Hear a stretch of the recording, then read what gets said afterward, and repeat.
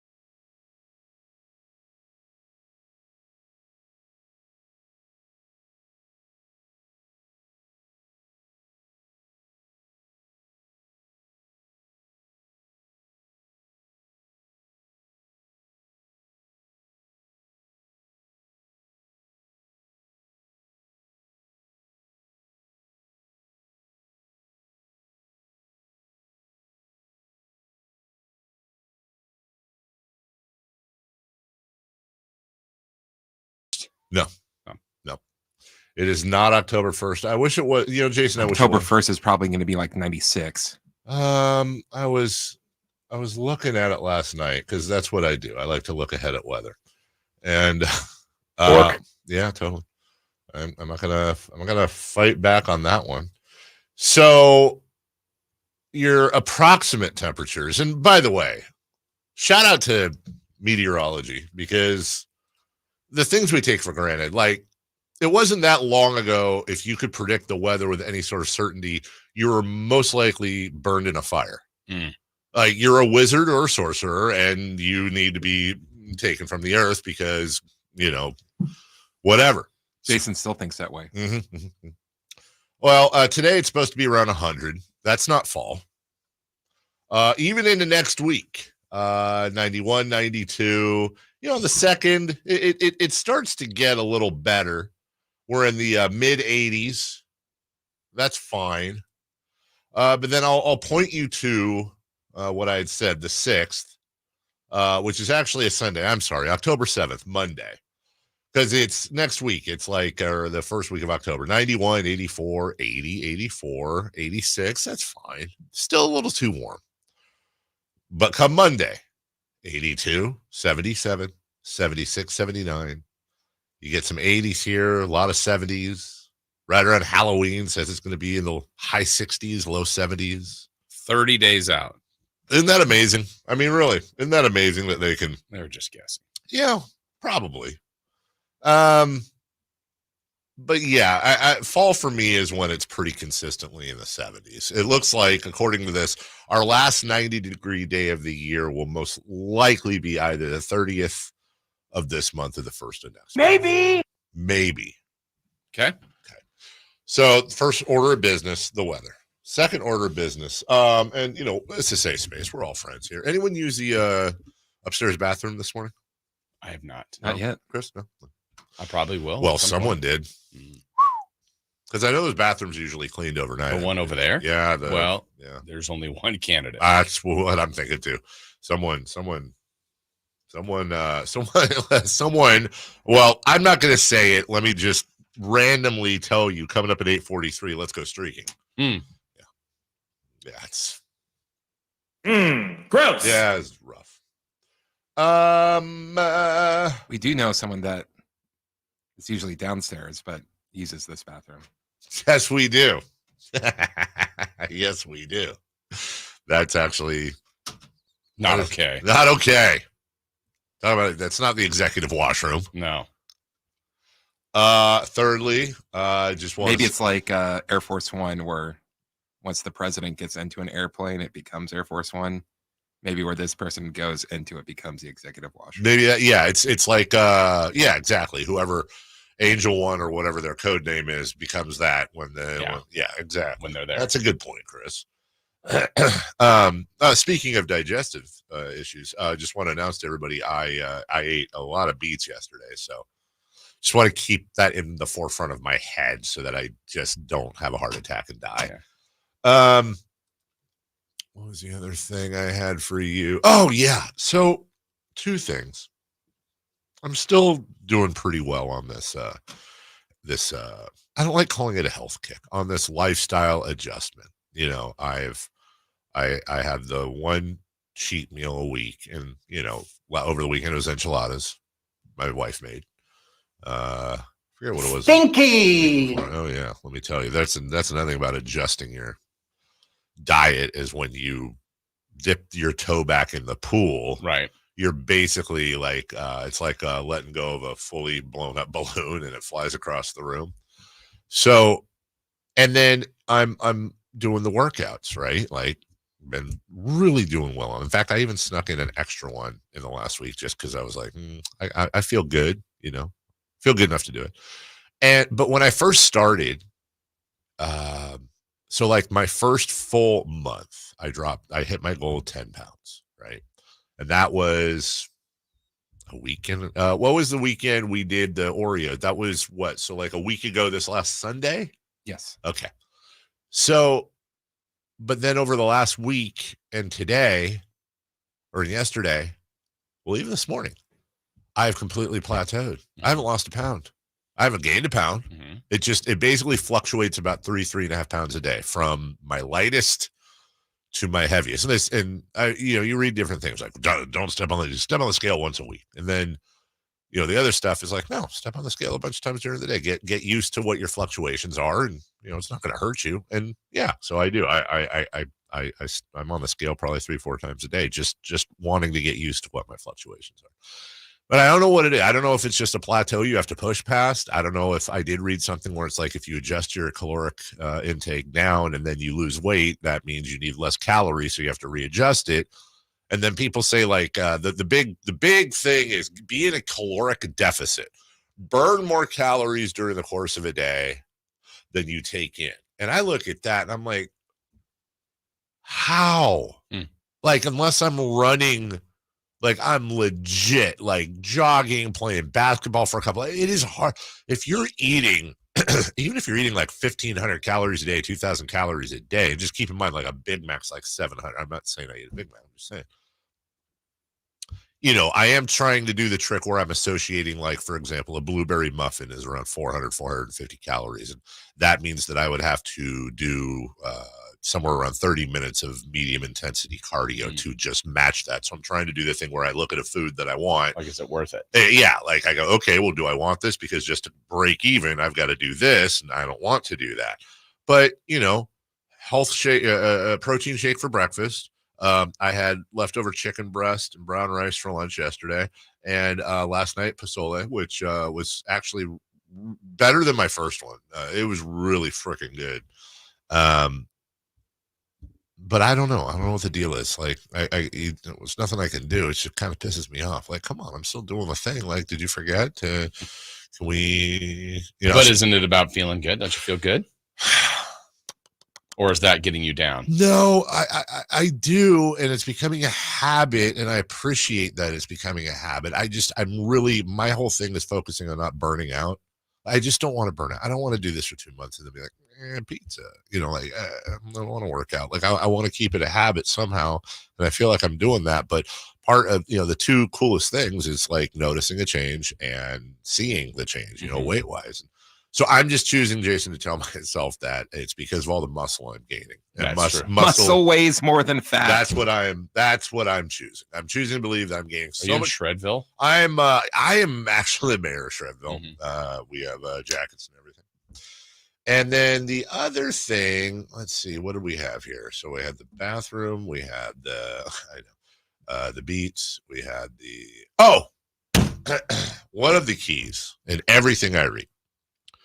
One of the keys to everything, but including being healthy and weight loss, is a good night's sleep.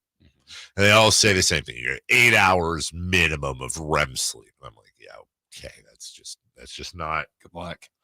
It's not possible. But there's this thing that's happening, and it's happened like 3 times in the last week and probably 6 times in the last month, where it's one of 2 things. Number one, last night, bink, eyes open, time to get up. I look over. I went to bed at 10 o'clock. I look over the clock. It's 11:15. I'm wide awake. Like Katy Perry, wide awake. And probably took me a half hour to go back to bed. Or it's happening like multiple times during the night, where I'll just pop up every hour and a half, 2 hours, and be like, oh, come on. But every single time that happens, I got to think it's at least 10 minutes, if not 15, to go back to sleep. Mm-hmm. And then, I don't know, another 15 to get back in deep sleep if I even get there. I don't know what the cumulative issue of that is, but I don't want to take like sleeping. I'm not going to take pills and stuff. Right. But I don't know what the freaking cure is, man. And I know you've had to have done that before. Oh, yeah. Yeah. I don't understand. You think it's related to this? Like, is it happening more? It is, but I don't know. I would think you would be sleeping better. That's what I'm saying. I'm doing all the things. Like I when I do work out, it's generally, I go get the kids from school. I get home around 4. I work out. Then I start eat dinner. And then I try to, eat dinner, not eat anything like a couple hours before I go to bed. Mm-hmm. So I'm doing that stuff right, I think. I mean, I think that the ideal is to do your exercise in the morning, they say. But again, that's just not realistic. So I don't know. I don't know if it's just some weird metabolism change. I don't know if it's just a rando thing. I honestly don't know. And it's not like it's not the dogs or anything. I cannot get that's a whole different Donahue, but like my wife grew up, she had a room in her house, she was an only child, but she would fall asleep watching the only TV they had out in the front room, right on the couch. I would say probably, well, I won't get too into that, but she's gotten this habit now where she falls asleep on the couch. Mm-hmm. Oh, like almost every night. And I'm not, it's not like, hey, it's romantic time type of Set thing. The screen. Right. But like, she waits for everybody to go to bed. She watches her trash shows. So nobody, like, she'll pause her shows when I walk in the room because she's afraid I'll make fun of them. But I think it's really, she's just ashamed of them. And then as soon as I leave or the kids leave, she turns the shows back on. I think that's her time. The dogs all lie. I showed you the picture. The dogs all lie on her. It's like a big pack. She watches her shows, and I wake up and, it's just me. Now, don't get me wrong. There's a lot of advantages to having the bed to yourself. I can watch what I want, spread out, whatever. No dogs lying on me. But I don't know where I was going with that. I think I was going to break. Yeah. But just that was her sleep pattern. That was her sleep pattern. And I maybe that's part of it. I don't know. And I don't know how to cure that, or even if I want. I mean, it's not like we're in I Love Lucy beds or anything, but I don't know. I don't think it's healthy to fall asleep on a couch every night watching TV. But maybe that's a coach thing. She's a coach now. Yeah. That's what she does. Coaches fall asleep on the couch. Yeah. Coaches couches. We'll take a break. When we come back, we got a good show for you today, but all is not well in Ninerland, and it's getting worse in Ninerland. I don't like it. So we're gonna talk a lot about how somebody else just got injured during this last segment. I think somebody else got injured. Sean Salisbury is scheduled for 8 a.m. his normal slot. We'll talk to him. John Fisher wrote a letter. Oh, so nice, so sincere. It was in like calligraphy and everything. It's super cute, and it said like stamped it to everybody. Yeah, it was really nice. We'll get to leading off coming up. Did you miss any part of our live local shows? Don't worry, you never have to miss them again. Check out sacktownsports.com and search our podcast page and play our shows when you want. The Carmichael Dave Show with Jason Ross, Stiles and Watkins, and the Drive Guys. Plus, other podcasts like Return of the Empire, Return of the Roar, the Stingers Up podcast, and Golf to Go with Frank LaRosa. They're all available right now on sacktownsports.com. They say the hardest part of getting something done is getting started. Well, we did that 30 years ago when California first took on the tobacco industry. Now, smoking is down 60%, lung cancer 42%. A couple of our cities have already ended tobacco sales. A California without big tobacco isn't just possible, it's already happening. See our progress at undo.org.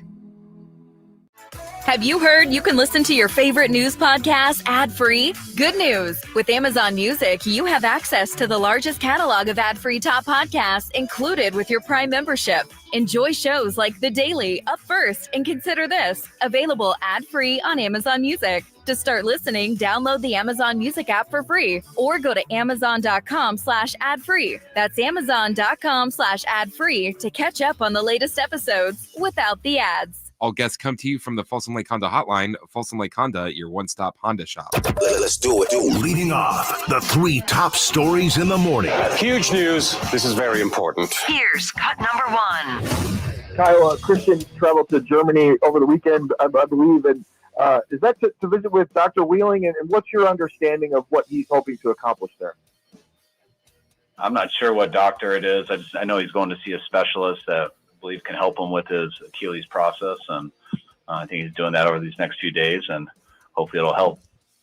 So I was, I couldn't remember which team or honestly which sport it was, but I was remembering the story of the guy mid-season that went to Germany to get a procedure done on a nagging injury that really, really worked out well for him that year. Oh, I couldn't find it. Now, Kobe Bryant famously went to Germany and had his blood platelets, put in a Vitamix blender or whatever it was. I would like to think the German blenders are different. They really are. Different voltage. Different voltage. Yeah, it's different plug and everything. Mm-hmm. I'd like to think that 4-prong. Huh? 4-prong. 4-prong. Yeah, exactly. Not one better than 3. Yeah. But you know what's even better? A 5-prong. Yeah. I'd like to think that Christian McCaffrey's he's on a perfect track, and he's just doing everything he can, surrounding himself with the best people to get everything done. Usually what this means is, I got real issues. This thing ain't getting better. I'm starting to hear things like season-ending surgery, long time off. I need to go get other opinions before I make these decisions. Wasn't week 1, if it was a playoff game he was playing? You know what, though? Here's the thing, because I've often thought of that too, Jason. Here's the thing, is that still could have been true, but the rest of the sentence might have been he would have played because he had to, but also with a high risk of snapping his Achilles and being out for the rest, for the foreseeable future. And they're already dealing in, Dre Greenlaw with who was it that snapped their Achilles in the Super Bowl? Wasn't it Greenlaw? Yeah. Yeah. They're already dealing with that. And there's news on him, sort of, and it's okay news. Mm-hmm. Javon Hargrave is out for the year, which explains a lot of that video showing it looked like he was playing patty cake with the offensive line, trying to rush the passer. He's out for the year. And then out of nowhere, Adam Schefter is like, oh, and by the way, Brock Purdy's day-to-day with back soreness, which I sincerely hope back soreness means like he took a helmet to that back and was like, and it's just like a bruise. Mm-hmm. But usually back soreness is like there's a tweak. And that's not good. Well, if I know one thing about sports injuries, Jason, I'm no Pete Youngman. I'm no team doctor, but or trainer, but I know that backs generally go away quickly and don't complicate whatsoever. They have a history of that, yes. I mean, I don't think it's time to pull the fire alarm yet, but golly. Can we put our hand on the alarm? I think it's one of those, like, we need to look at the exits, and we're like putting our hand on the doorknob to see if the fire's coming from the outside, and we have a clear exit. So we're doing all that. We're getting ready to stop, drop, and roll. Because this 49er season is it seems like it's a little bit on the head of a pin right now. Yeah. And it could go either way. Now, odds are it won't go all the way one way or the other. But you're going to need to be full strength to beat the Kansas City Chiefs, not to mention the Lions or the the Lions or the Vikings or the Eagles or whomever to even get to the Chiefs. And it's not a good start to the season, Jason. Not at all. And every day there's something new with this team. The only thing standing in the way of this being a complete disaster season is one win against the Jets. Because otherwise you're 0-3 and dealing with all of this. True. But it's pretty damn bad. More on that later. Number 2, please. Cut number 2. Daniels takes the snap, marks it down. The Bengals will not use their final timeout. The 30 seconds are going to run off the clock, and the Commanders are going to defeat the Cincinnati Bengals on Monday Night Football for Dan Quinn and Jada Daniels, their first ever road win together, and a marquee one on a big stage. The lights are not too bright for number 5 and company. Yeah. Hey, listen, this season has just been all over the place so far. It's part of what makes the NFL fantastic. Bengals hosting the Commanders, 0-2 Bengals at home should be fine. No. And look, Joe Burrow was fine. He had a good game. Good stat line. Really good game. Jaden Daniels. Oh, man. Yeah. Awesome stat line. Yeah. 21 of 23, 2 touchdowns. He had 39 yards rushing and a touchdown. And actually, that doesn't tell the whole story. Some of his rushing, too, was just, it was so perfectly timed and placed.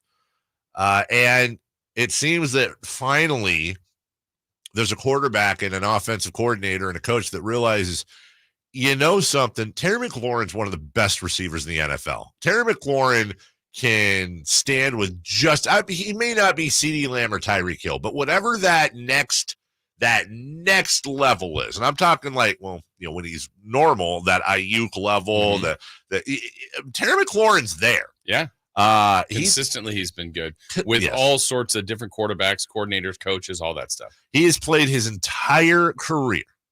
He is in his 6th season with the Washington Commanders, and all the ups, the downs, the backs, the force, the sales of the team, the 900 quarterbacks they've had. And you know what? With the exception of his rookie year, where he missed 2 games and still had 919 yards, he's been 1,000-yard receiver every single season. He is and it really sucks because he seems like a good dude. And he also seems like a guy, if I'm an NFL GM, I'm constantly peeking in like, hey, what? You put Terry McLaurin on the Niners, on the Chiefs, on any team that has any sort of, Miami. Well, I mean, they have Waddle and Hill, but you get my point. Yeah. He's a top flight first, if not first and a half tier receiver. So I was really happy just as an NFL fan, Jason, to see him get loose yesterday. Yeah, and that for that fan base has been a long time for them to be good. And I don't know, it's still very early, but looks like they've got themselves a quarterback, which is really exciting. That's why people draft that early, and they don't always get them right, and then they move on. And again, way too early. But all the signs, people were saying this early on, and then each week he looks great. Meanwhile, the Carolina Panthers are like, why can't we do the thing? We'll have more on week 2, including the Bills. Just pooping on the Jaguars. Number 3, please. Cut number 3.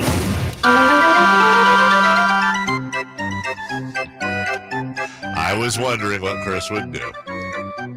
John Fisher has written a letter to the A's fan, Oakland A's fan. And we'll get to that a bit later. Couple things I do know. He super wrote it himself.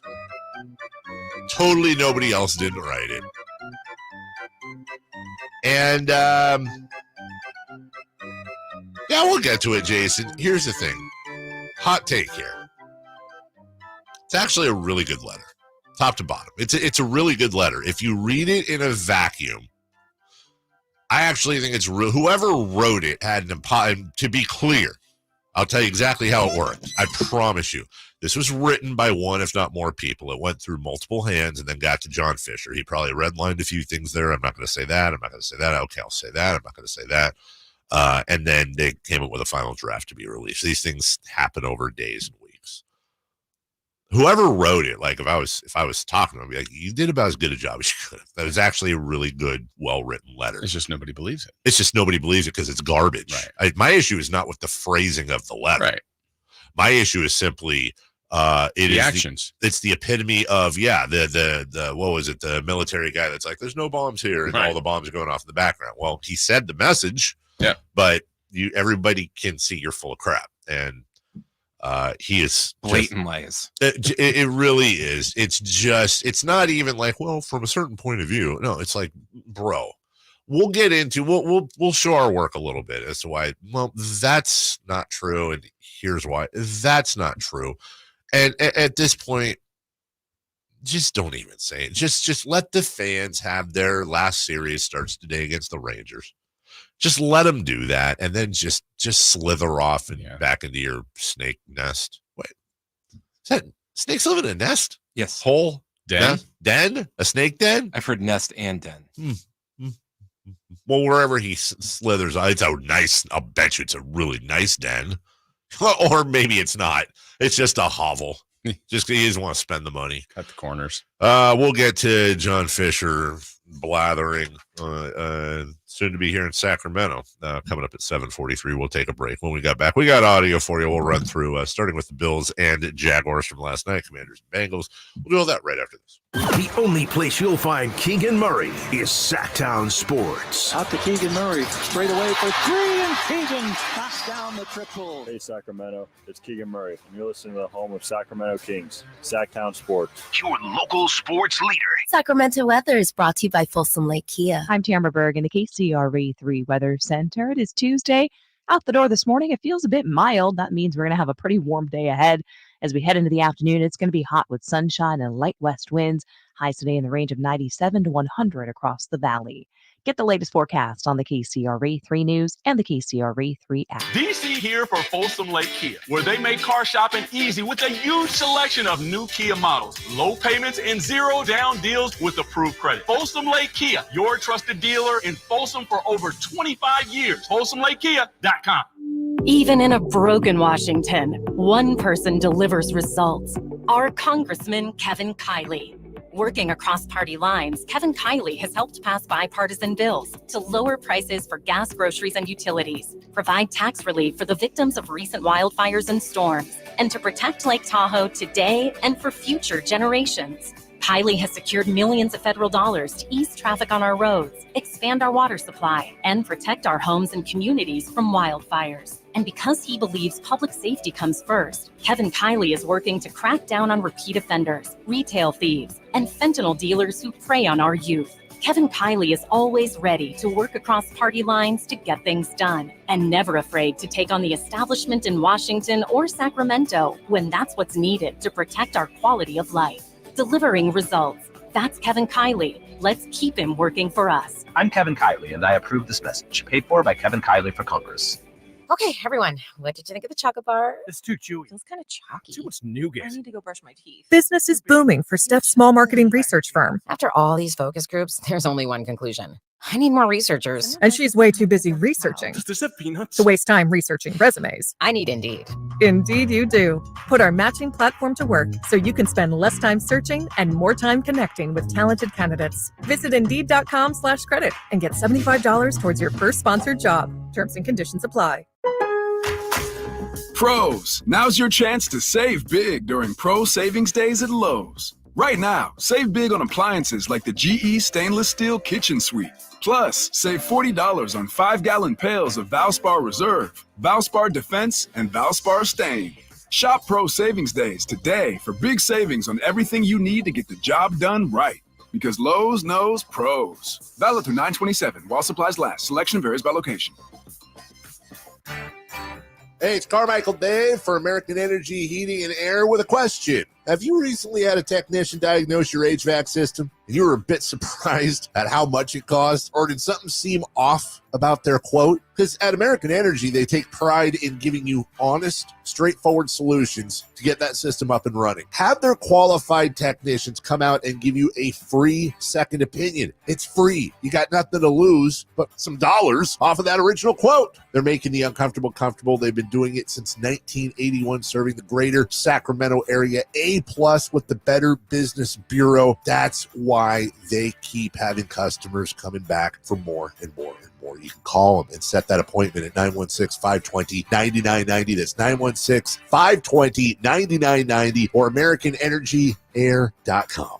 Call 916-520-9990 now. Grab the keys to a new Toyota. Let's go! Enjoy fall to the fullest with amazing MPG and performance. Fill up less and explore more in a new Toyota. Choose between 16 hybrid and electrified Toyota models, more than any other brand. And rack up the miles with Toyota's class-leading fuel efficiency and reliability. Put more fun in every mile this fall. Grab the keys, come on, let's go! Toyota. Let's go places.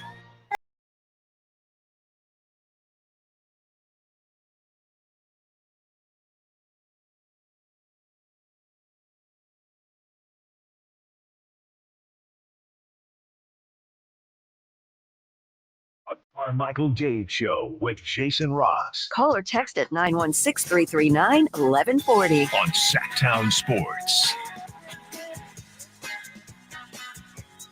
Guest appearance alert. What? Chris was just on a competing radio program. No, I wasn't. No? Why not? Was that a secret? Someone else is on. What was their name? Brandon. Oh, your friend Brandon went on. Yeah. What was he talking about?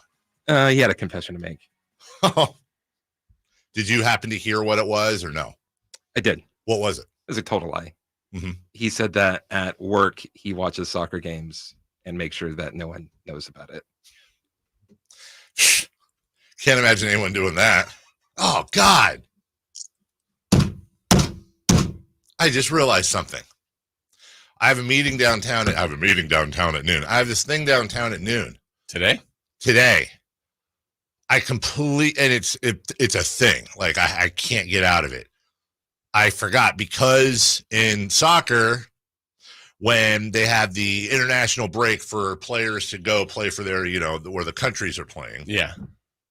I think it's like if your team has 3 or more called up, they have to reschedule your match. Because like your team may be good enough to have 3 guys go play for your national team and might have none. That's an unfair advantage. They reschedule it. Well, I did not know about that rule. Yeah. So they did that with Huddersfield Town a couple weeks ago, and the game was rescheduled for today, and kickoff is at 11:45 our time.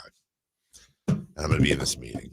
So I gotta talk to your guy, Brandon, and maybe come up with some tricks. Maybe an earpiece. Ooh. Do I have my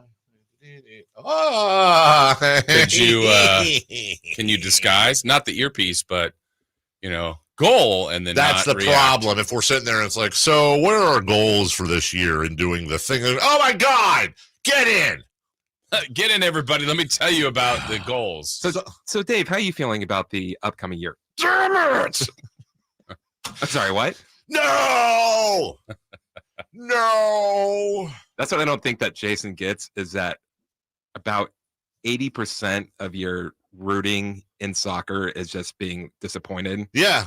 If your team wins 3-0, for most of that time, you're like, oh, come on. Right. You're just worried that I'm watching. People are going to have different reasons as to why they think this, and I happen to be a fan of the sport. But watching soccer matches is kind of like what I imagine colonoscopy would be. You're constantly flinching and waiting for some sort of pain to come out of the blue. Sometimes it doesn't.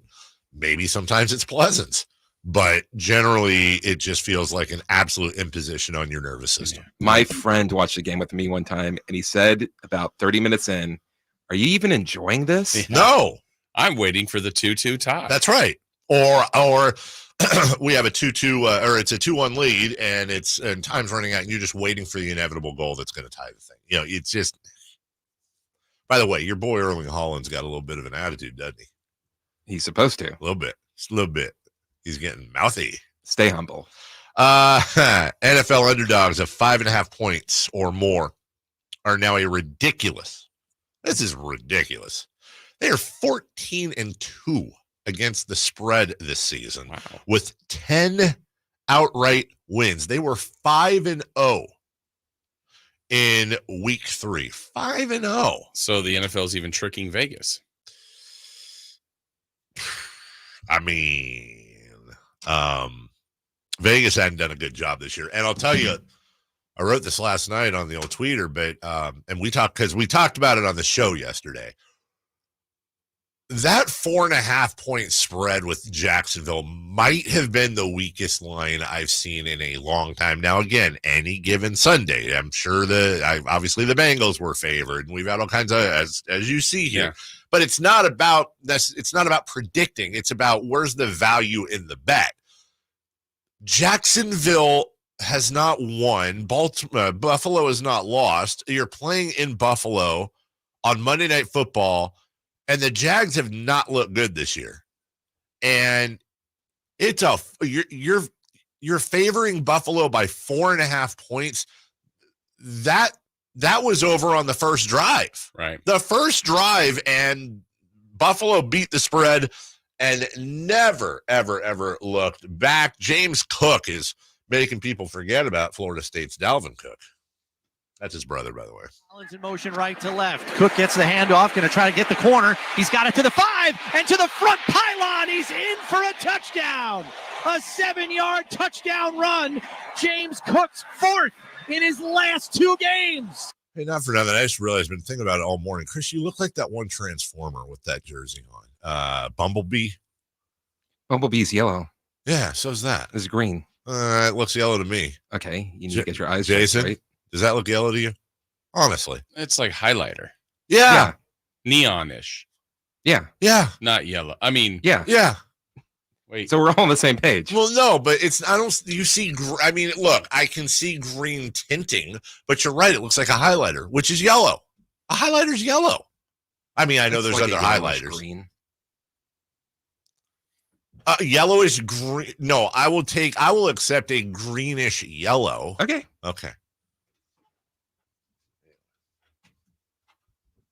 That's how Sting got his name. True story. He was wearing the kit of, I forget the team he liked. He was wearing the kit in college, and it kind of looked like that. It was all bumblebish. And they started calling him Sting because of because of Bumblebee, or because of it looked like a bee. And it stuck. Sting stuck. Sting stuck. That's how he got his name. It's a true story. Josh Allen. True stories. Outraced his defender across the back of the end zone, and Allen hit him with a laser. Hit him with the hind. Speaking of Florida State, how about Keon Coleman getting his, when you do the thing for the first time? That happened with Keon, whatever it may be. Allen under center, Cook the lone setback. Here's the snap. Takes the handoff to Cook. Pressure coming. Fires down the right side, looking for Coleman. He's got it, and he's into the end zone. The rookie with his first touchdown as a pro. Well, I'm not hearing any Jacksonville highlights. Oh, here's one. Here's a Trevor Lawrence pass. Here's the snap. Fakes the handoff. Going to roll to his left. Has time. Throws deep over the middle. He overshoots Thomas. Intercepted by DeMar Hamlin. Coming the other way to the 45 as he races to the far sideline and is tackled at the 41-yard line by Farrell. Hamlin's first interception as a pro. And you know what they didn't mention? There's another storyline with him too. With everything he went through a couple years ago, they did not bring that up at all. I wonder how long that's going to last. Not that it's obviously a good story. Right. Good story. Good story is like, hey, the guy won. No, it's an amazing story. But I do want to is DeMar Hamlin going to be 9 years in the league and he scores he gets a pick six and he was dead at one point and now he's in the end zone. Does he ever outrun that, or do you even want to, or does he want? I mean, it is amazing. It is amazing. Yeah. So I would love to ask him that question. Look, it was miraculous what happened, and obviously you're glad to be here. Is there a point in your career where you just want to be known as DeMar Hamlin, the member of the secondary, or are you cool with always being DeMar Hamlin, the guy who literally came back from the dead? Yeah, it's probably for the people that do the game. If you get it once a year, you get the Bills, you're probably mentioning it. Yeah, true. The Bills announcer, the radio, probably doesn't say it anymore. Interesting. Is my guess. Interesting. Yeah, you're probably right. Good for DeMar. It was a nice moment. And then, it was 20-3. And what do you know? Josh Allen capitalized. Allen back to pass, looking right, now over the middle, complete to Shakir, races away from the defender, 10-5, spins into the end zone for the touchdown. What a race to the end zone by Khalil Shakir. 27 yards to pay dirt. So 27-3 at that point. We're still in the second quarter, and the Bills get the ball back and kneel it down and go into the half up 27-3. Wait, that's not what happened. Knox in motion, right to left. Here's the snap. Back to pass. Pressure coming. Throws. Has Ty Johnson for a touchdown. A 16-yard touchdown reception for Ty Johnson. And Josh Allen has 4 touchdown passes in the first half. Are you kidding me? No, not kidding you at all. He's trying to win the MVP last night. Wowzers.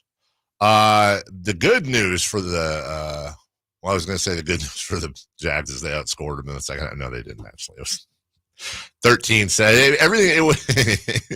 It was 34-3 at the half. And then the teams combined for 20 points in the second half. That's called, we're going to take our foot off the gas. Yeah, it's over. It is over. That game was over in the first quarter. It was men amongst boys. There's your 4.5 point spread. Yeah, I'm glad we had a second game because that game was much more interesting. The game was much more interesting, and we'll get to that in a few as well. We'll take a break, though, when we come back. Safe or out? The Phillies clinch? A great question about the Chicago White Sox.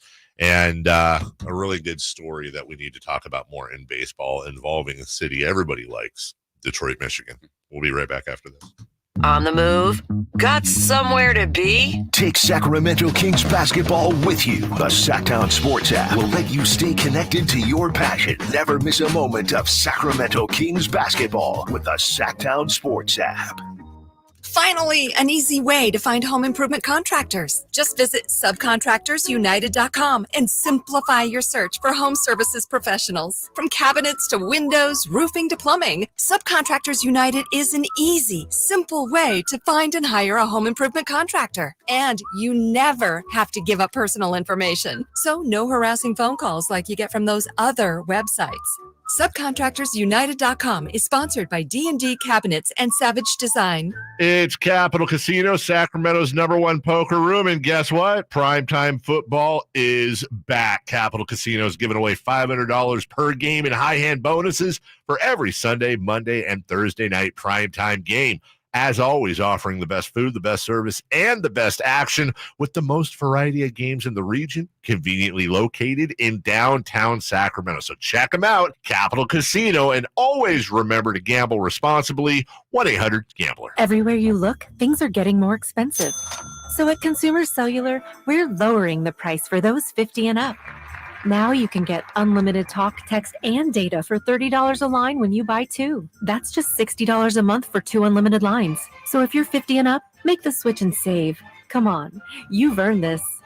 Call 1-888-FREEDOM or visit consumercellular.com today. Requires 2 lines of service, age validation, and credit approval, subject to system and area limits, taxes, and other fees apply. Did you know your skin is the largest organ of your body? Huh? That's why you should shower with Old Spice Super Hydration Body Wash instead of plain old bar soap. Love your skin by super hydrating it with vitamin B3 and glorious notes of vanilla and shea. Did you know that my super hydrated skin is the second largest organ of my body? The first is my heart. Old Spice. Men have skin too. Old Spice Super Hydration Body Wash. 24/7 renewing moisture with daily use. Advanced Infusion Center, where wellness meets vitality. Unlock your full potential with our customized Liquid Vita vitamin IV drips tailored to fit your unique lifestyle. Whether you're an athlete aiming for peak performance or travel often and looking to stay healthy, we have an IV just for you. At Advanced Infusion Center, we understand that wellness isn't just one size fits all. That's why our expert team is here to personalize your infusion experience. Ready to elevate your wellness journey? Call Advanced Infusion Center today or visit us at advancedinfusion.com. Model Year End pricing is back at Folsom Lake Honda, your one-stop Honda shop. During the Model Year End event, lower interest rates at Folsom Lake Honda make lower payments. It's no wonder why Folsom Lake Honda is your one-stop Honda shop. Come in today or check out our entire inventory online at folsomlakehonda.com. Get an instant cash offer for your trade at folsomlakehonda.com. We'll buy your car whether you buy from us or not. Folsom Lake Honda is your one-stop Honda shop. Folsom Lake Honda. Go to folsomlakehonda.com. Your one-stop Honda shop.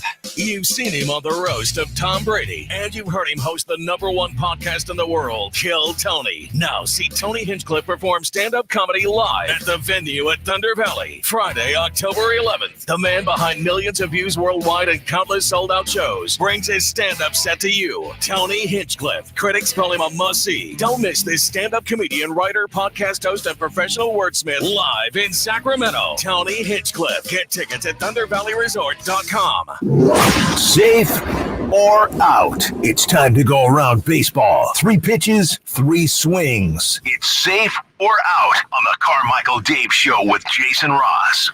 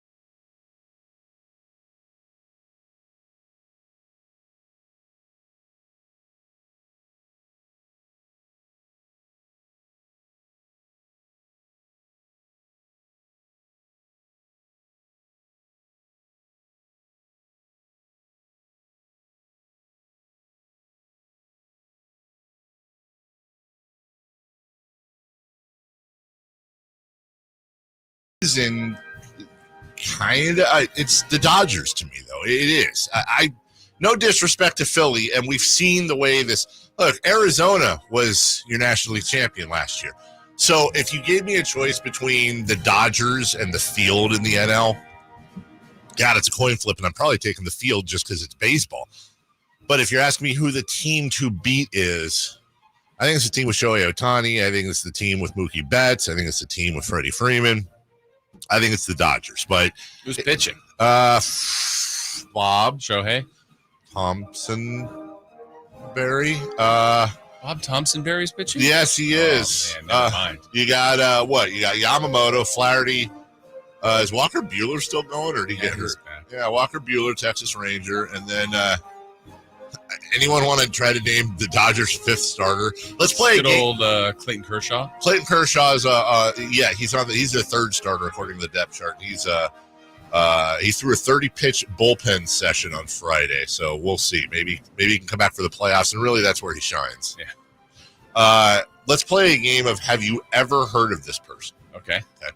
The Dodgers' 5th starter, and be honest, this is for posterity. Landon Knack. Chris?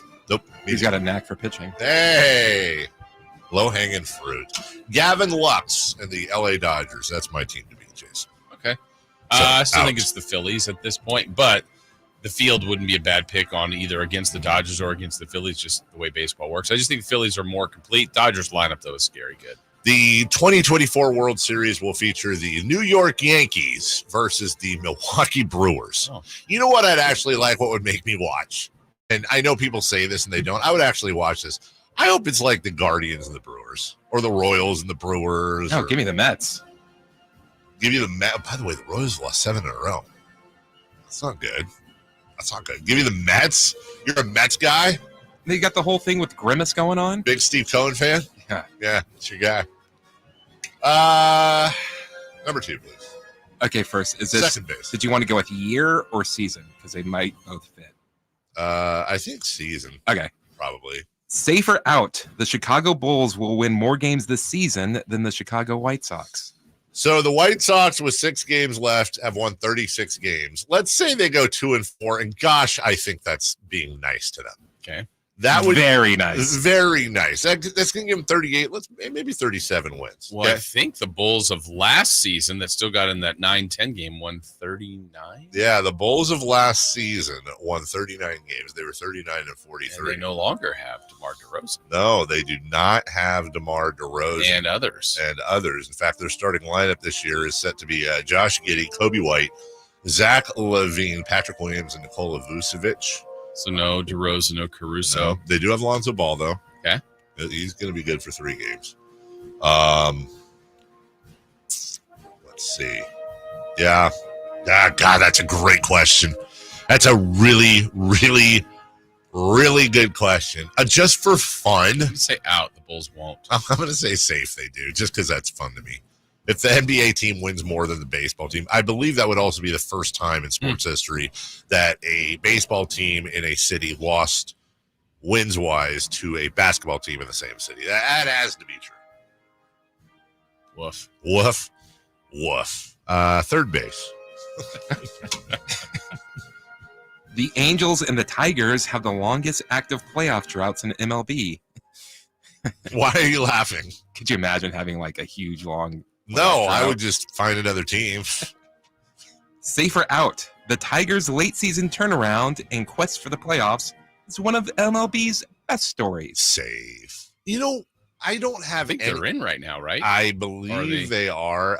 Yeah, I think they are. Let me see. Your wild card standings, Jason Ross. Yeah, the Tigers are a game ahead of the Twins. The Twins have lost 2 in a row. The Tigers have won 2 in a row.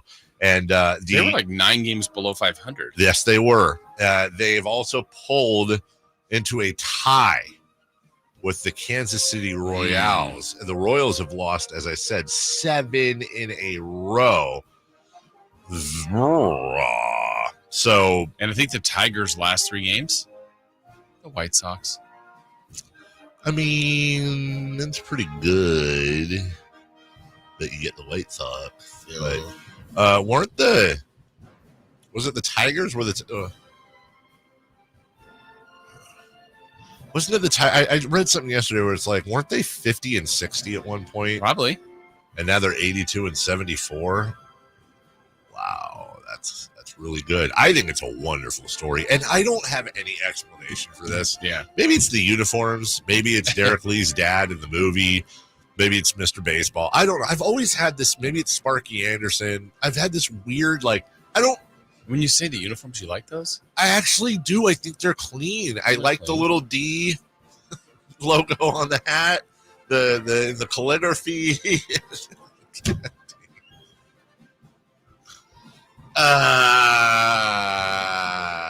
Yeah. Well, despite their size. Yeah, despite their size. You've been impressed by the Tigers. I have. And Ryan Kreidler, Mark Kreidler's son, is in the organization. I mean, he's been doing so well. There's not really any questions about Kreidler. No questions for him? No questions for Kreidler. Jason, don't you think it is? It's a great story. Yeah, this is one of the underreported ones. And now that we're in the last week, and here they are, that'd be a great story. Where is Ryan Kreidler, by the way? We haven't checked in on him. What college did he go to? I do know that. Yeah, he went to old UCLA, didn't he? Yep. Yeah, he was. Oh, he's there, didn't he? Isn't he there? Yeah, it's weird. He wasn't on the depth chart, but there he is right there. His last game was the 6th of September. Okay, maybe he's not. 6th of September at Oakland. He got in. He had one at bat, and he scored 2 runs. It's pretty tough to do. Yeah, good for him. All right, I got a rando for you. Since we're done with Safer Out, we have a minute or two here. Jason, you have a pen? Because I'm going to need you to do your thing here. And by your thing, I mean just kind of keep track, because I would like to have I want you to have all the tools you need necessary to do the thing. All right. So player 1 has a 64% completion percentage. Throughout their career is averaging 2,502 pass yards per season, 330 rush yards per season. Has a career passer rating of 85. Has a 51.67 QBR. Has thrown 66 touchdowns and 42 interceptions. Okay. Player 2, 63% completion percentage, 2,942 pass yards, 254 rush yards, 84 career passer rating, 50.25 career QBR, 60 touchdowns, 40 interceptions. Would you take player A or player B? Pretty close. The same. They're pretty much the same. I have no idea. I would say player A has 1% more of a completion percentage, has 440 less pass yards per season, rushes for about 80 more yards a season, has a 1 point career higher rating, has about a point higher of a QBR, has 6 more touchdowns and 2 more interceptions. Now, player 2 is the Jacksonville Jaguars' Trevor Lawrence. Okay. Player 1 is Daniel Jones. Wow. They're the same. And honestly, if you were like scoring it, I honestly think based on those statistics, Daniel Jones would get the slightest of edges. That's Daniel Jones. That's the guy getting booed on the way to the bus. Now, by the way, this isn't me saying Daniel Jones is good, but is Trevor, and that's also not me saying Trevor Lawrence is bad, but is Trevor Lawrence like the most under booed player in the NFL, considering he was a number 1 pick in the draft? What if Trevor Lawrence is in Philly? Well, he wouldn't be there anymore, but yeah. What if he's in Philly? What if Daniel Jones was doing that in Jacksonville and Trevor Lawrence is doing that for the Giants? Right. Pretty interesting. They both led their team to the playoffs once. I think you're right. When we come back, 49er injuries piling up, and thanks to a loyal listener, got a physical therapist doctor on the tweeter who specializes in sports injuries. This guy's been doing this for a while, and he just put out his thoughts on Christian McCaffrey going to Germany and his approximate return time. Thought it was very interesting. We'll give all that to you next. Kevin Herter plays here. It's Herter. He's been hot. He fires. He's still hot. Kevin Herter from downtown has a 15-point first quarter. Sacktown Sports is your proud home of the Sacramento Kings. I didn't ask to be thrown in the streets with nowhere to go. I didn't think I'd survive. But I did ask for help, and Covenant House was there for me. 1 in 10 young adults will experience a form of homelessness this year. For these kids who didn't ask to be put in this unthinkable situation, Covenant House is there. Covenant House helped me break the cycle of homelessness in my family. They gave me the love that I needed. Over 2,000 young people will sleep safely in a Covenant House bed tonight. When youth who are experiencing homelessness have a hot meal, a safe place to sleep, medical care, and love, they can overcome heartbreaking challenges and have a brighter future. They just really genuinely just wanted to help me succeed, and I'm succeeding. I'm a speaker, I'm an author. Covenant House really helped me and really helped mold me into the woman I am today. If you or someone you love is asking for help, go to safeplacetosleep.org today.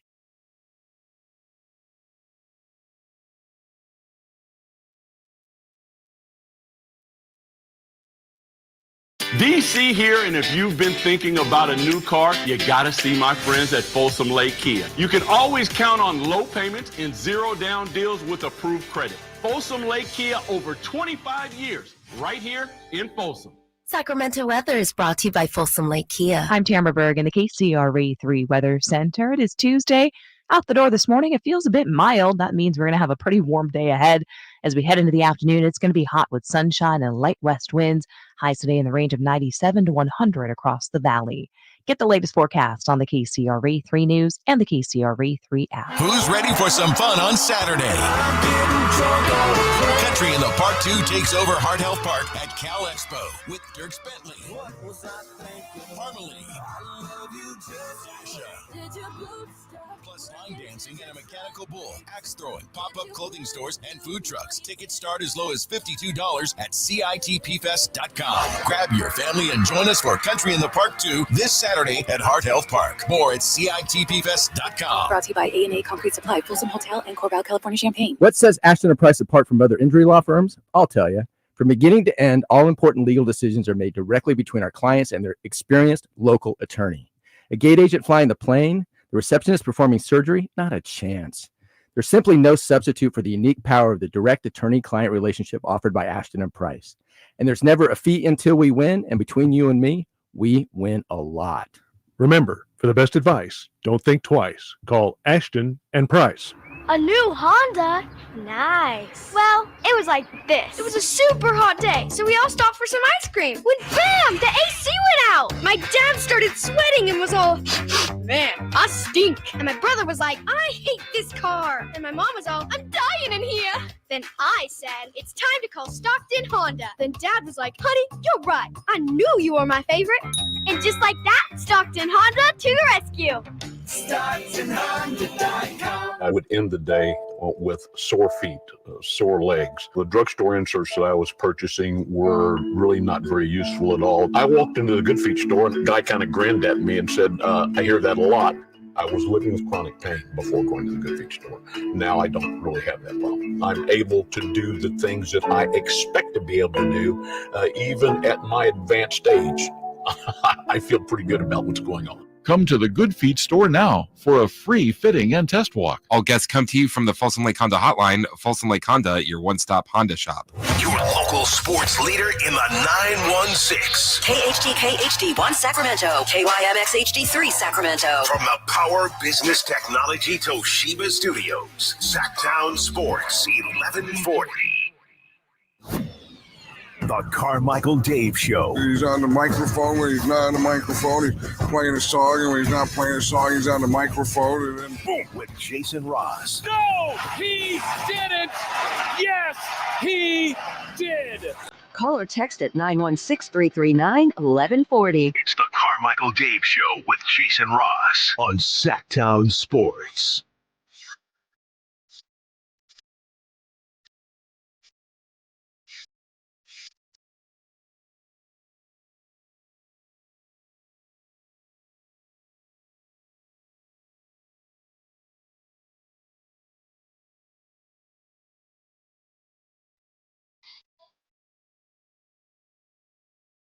Du hast. Welcome back. So Chris McCaffrey went to Germany. Christian McCaffrey went to Germany. What did he do there? He got like platelets. Oh, Oktoberfest. What a time to go. Kind of irresponsible when he's in the middle of an injury and like his team's playing. Like, what are we doing here? Jeff Mueller, whatever. Mueller. He's a doctor of physical therapy. 9 times. Does specializes in football injuries. He writes the following, and thanks to whoever Tristan. Thank you, loyal listener Tristan, for sending this to me. It's a really good find. It's okay. It's a good find. Chris McCaffrey going to Germany. Keys you need to know on tendon injuries and impacts of injections. So here's the bullet points, Jason Ross. Tendon injuries don't heal quickly or well on their own due to poor blood supply, especially if there are micro tears or degeneration. One key issue with tendon injuries is poor collagen production and disorganization, leading to mechanical issues of the healing tendon. PRP injections can provide a high concentration of growth factor-filled platelets that can stimulate collagen production and improve organization of the collagen production, leading to improved mechanical properties. Without help, your body often finds itself in a perpetual inflamed state that continues to get irritated when you load the tendon. My guess is the doctor talking, this is where CMC found himself with growing frustration. He's flying to Germany because they have the ability to produce a higher concentrated PRP, which should accelerate healing. By the way, why is Germany able to, is it like the elevation? Why can Germany do it, not us? Good question. Okay. I don't like it when Germany can do things other countries can't do. That doesn't usually work out well. We probably can here. It's just way more expensive than yes. the trip to Germany. There's probably a regulation or something. I got you. Okay. With these injections, some athletes, okay, this is the important part, everybody. With these injections, some athletes have been able to return within 6 weeks of the injections, even though remodeling is still occurring through up to 12 months. The injection should allow for quicker and improved collagen production, blah, blah, blah, load and tension, It's not without risk, but return has been very possible. That's why I'm not viewing CMC flying to Germany as a bad thing. He's seeking an accelerated healing rate. Best chance of that is in Germany, not the U.S. And I do believe this gives him a shot to return, no pun intended, after the 49ers week 9 bye in the week 10 to 12 range. That really does depend on how the tendon responds to this treatment, but many of the outcomes have been very good with a particular spike improvement close to 2 months, which would be week 12 if he's getting treatment. I like that he puts this in at the end, though. One variable that's very important is that a lot of studies discuss strictly PRP injections for everyone, not just elite athletes. So the hope is that Christian McCaffrey's in the top percentile for recovery with this treatment in Germany. And I don't know. I'm not a doctor. I don't know how it works. But the first thing I think of is, well, obviously he's an athlete. Blah, blah, blah. But then the other thing is like, well, because he's an elite athlete that plays football, does that mean his tendon is worse off than yours or mine would probably be because of all the wear and tear throughout the year? So I don't know how that evens out. But Jason, I read that and I was like, oh God, he might come back after the bye. Maybe. That doesn't sound good. Javon Hargrave was playing patty cake at the offensive line, and people were wondering where was the effort. Well, it turns out the effort was he had a torn triceps, and he's out for the year. Not that he was, banging it down. I will say this, knowing John Lynch, look, he never wanted injury, and I hope Javon comes back. Javon Hargrave comes back full strength. That being said, that actually might end up being a good thing because that might kick John Lynch in the nuts enough to go out and get somebody that can come in. And, if there's one thing John Lynch has shown he has an affinity for and a talent at, it's midseason acquisitions. Yeah. And there obviously something needs to pump up on that defense. And generally 4 to 6 games in the season, the whole we could win it all this year turns into reality of, wow, we suck. And some of those teams that suck, they're trying to load up on a few things. Yeah, and they're not that team. They know that they still have a championship type of team. They're regardless of if, McCaffrey's back, Kittle, all those other guys, they got to get better at run defense. Like they've been giving up the run too much, I would say, late last year and then into this year. So, whether it's different scheme, different personnel, or adding people, that might be something they're looking at. Dre Greenlaw is said to be hopefully back mid-season. Okay. And no idea why this just kind of came in like a turd in the punch bowl. But Adam Schefter reporting yesterday on top of everything. Oh, and Brock Purdy is now day-to-day with back soreness. What is this back soreness? How did he suffer it? This, that, whatever. I don't know. But there you go. And of all of them, it's almost like that's the one that I saw just via social media, like that really bothered people a lot. Because, one, it's your quarterback. Yeah. Two, I don't think any of us really saw it when it happened. I mean, he played through the game and looked fine. Right. Actually, I thought he looked really good on Sunday in the loss. But it's back. We know the issues that can lead to. And it's your quarterback, the most important position. And also, it's one of those, I think a lot of it too, I mean, it would be a freak out no matter what, but on top of everything else, it's like, oh, punch. Oh, and here's a kick. Yeah.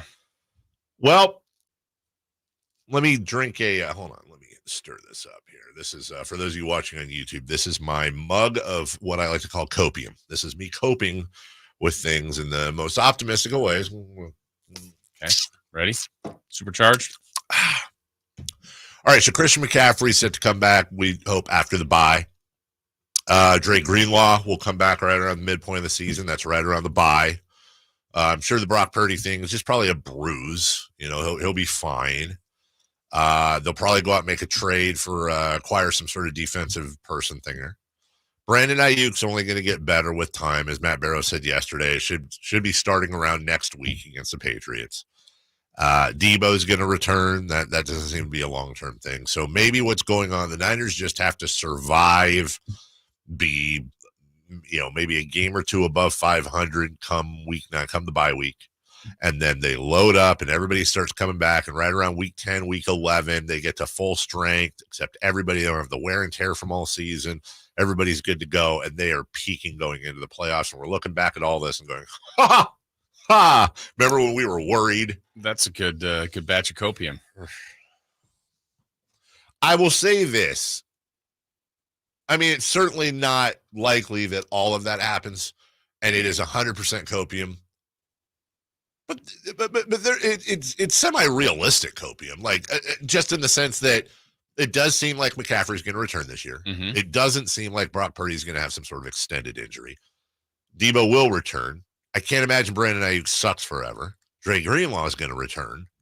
The only thing I'm really reaching on a lot is, Lynch making an acquisition, but actually I think that will happen. Yeah. Now, whether that all works out and translates into W's, I can't tell you. But Jason, here's the other issue: is that they've got a schedule problem, because after they play the Patriots, then they host the upstart. Can I say upstart Arizona Cardinals? Sure. I mean, look, they're not the best. But the Arizona Cardinals, sitting at 1-2, lost by 7 to the Lions and lost by 6 in Buffalo. Yeah. They throttled the Rams, who just beat the 49ers. And, that whole Kyler to Harrison thing seems pretty good. Yeah, and what's funny about it is, I mean, this is a classic example of what a difference a win versus a loss makes. So game 1, I think we'd all agree how sharp, how impressive they looked against the Jets. Game 2 was not a good game in Minnesota. There were elements of the game on Sunday, like the way it began. It was like, man, they have all these guys out and they look great. They look great. And here's Jennings, like they've found a new guy. And again, they left the Rams in it, but at the end, any other thing played differently. Not a big punt return. Moody makes the kick. They're 2-1. With all these injuries, but they're not.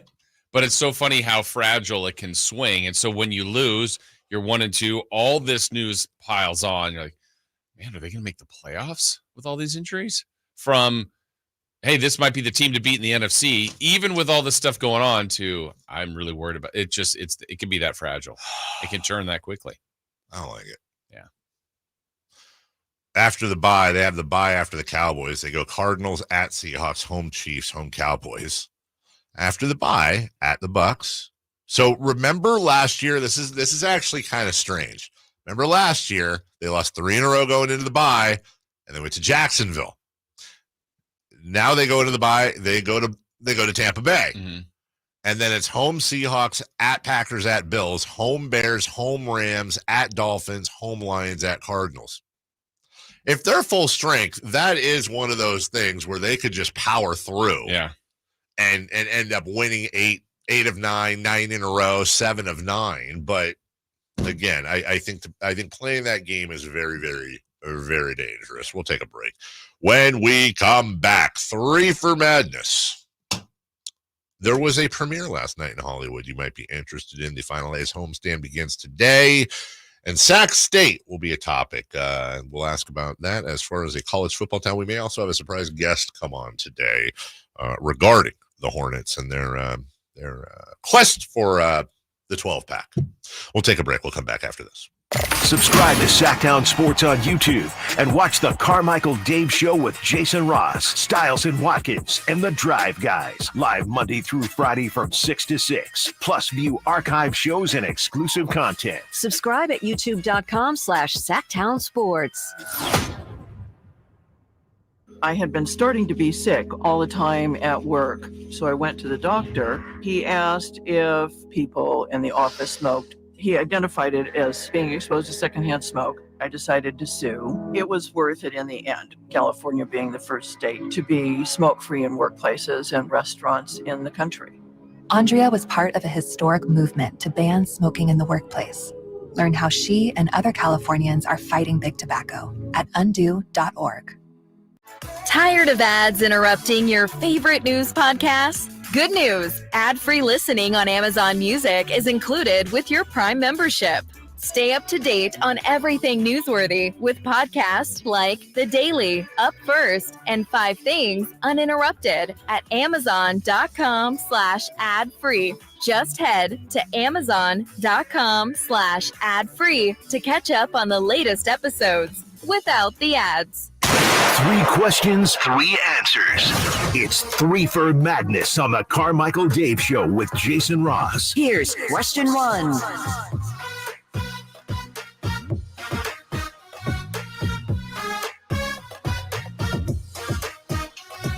All right. Pac-12 has made some additions. None of them Sac State yet. No, that's not expected to happen. And then got some cool stats for you.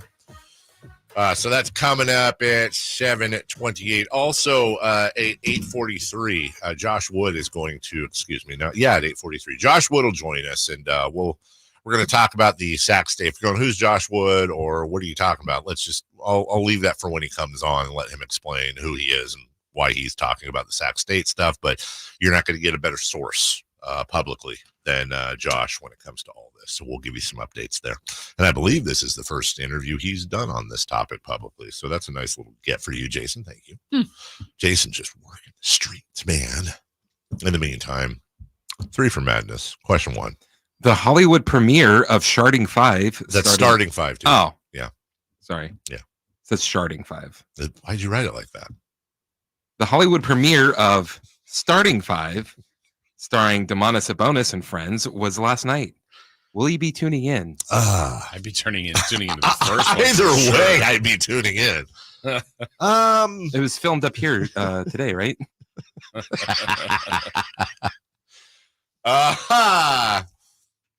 Yeah, I will. Absolutely. I will.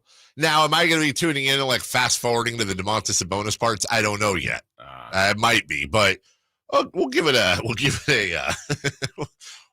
crack. You know, I'm hoping that this I'm hoping that this ends up being like our Hard Knocks. You know, it just happens to have a Sacramento King in there. Saw some photos from the premiere yesterday. All 5 of those guys were there: Jason Tatum and LeBron and Anthony Edwards and Sabonis and the other guy I can't remember. Jimmy Butler. Thank you. And I think DeMar DeRozan was there from the Kings. Vivek Ranadive. He ain't missing the red carpet. He was there. So, yeah, very cool. I will tune in. I am looking forward to it, Jason. Yeah, I mean, I already the concept on some of those things are already pretty cool, but the fact that it's a King, it's one of our guys, and it's kind of more of the behind-the-scenes stuff, too. I like those kind of things. Starting 5, coming to Netflix very, very soon. Number 2, please. Question 2. The final A's homestand begins today versus the Rangers. Will you be tuning in at all?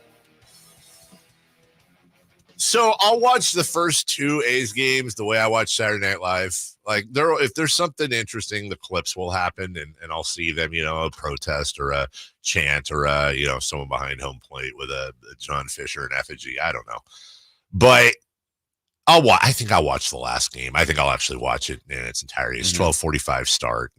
By the way,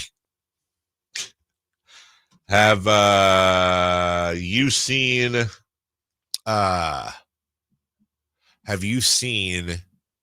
the giveaway they're doing on Thursday? On Thursday, yeah. The stadium. Have you actually seen it? No, I haven't seen it, but I know what they're doing. It like legitimately looks like a class project. I think I will be staying in my seat. You're not going to go claim yours? Nah, I'm good. I mean, it looks really, really, really like, honestly, Chris, it looks like John Fisher did it in his garage. It's like crap. Honestly, it looks like somebody put together like a model and like a model airplane type of thing. It's so bad that part of me is like, okay, I need to see these for real. Somebody just doctoring up a photo. Like, that's how bad it looks. It looks. Oh, here we go. I'm sorry for everybody at home, but that's a picture of it. Like, look at the look. It looks so flipping bad. Eric Eaton writes, Dave, would you choose the Niners not making the playoffs for 3 years or the A's making the playoffs and having home field advantage in Sacramento? That's like literally not even a question to me. First off, I would choose the Niners making the playoffs. Screw the A's. Secondly, they probably won't play the playoff games in Sacramento. So there's your question right there. No, I'm not saying I'm rooting for them to go 0-162. I'm not saying I'm not saying I'm not either. I am, like I said, I don't want to yuck people's yum if they're into it. But to say I'm not quietly rooting for just an absolute disaster class. I want a disaster class that doesn't make Sacramento look bad. And I'm not entirely 62 makes them look bad. And I'm not sure what that is yet. But as far as having an affinity for the Sacramento way, I have the opposite of it's like if the A's and Dodgers were playing each other next year, I'd have to think about it for a second. And by the way, that has everything to do with John Fisher and of course nothing to do with our city. So Jason, will you be watching Ramble? Yeah. I watched over the weekend. I know they played the Yankees, but I watched that. There were some good tributes. They had a lot of legends, and I don't know if that's really more so from the weekend, but maybe they'll do some more surprises over the last 3 days, certainly the last day. That's funny. Well, the broadcast, they had a lot of people. I mean, they had tributes to Dave Stewart, Ricky Henderson, Dennis Eckersley, Steinbach, Carney Lansford. I mean, that was good stuff. Well, yeah, we'll see. And hopefully they'll spell everybody's name right this time. Because they don't have a good track record of that. Number 3, please. Question 3. If everything goes right, and I mean everything, where could Sacramento be as a college football town in 10 years? Jason Ross. So I don't know what right would be in this situation. Let me lay it out. But that's moving up. Sac State joins the Pac-12. Okay. Sac State gets a football dedicated stadium, outdoor stadium. They end up getting a basketball stadium, and I don't know what else. There's other things that could go right, but I'm college football Jesus, and I'm telling you, over the next 5 years, they'll get a new football stadium, a new basketball stadium, and they will be admitted to the Pac-12. So knowing that, what's your ceiling for them in 10 years?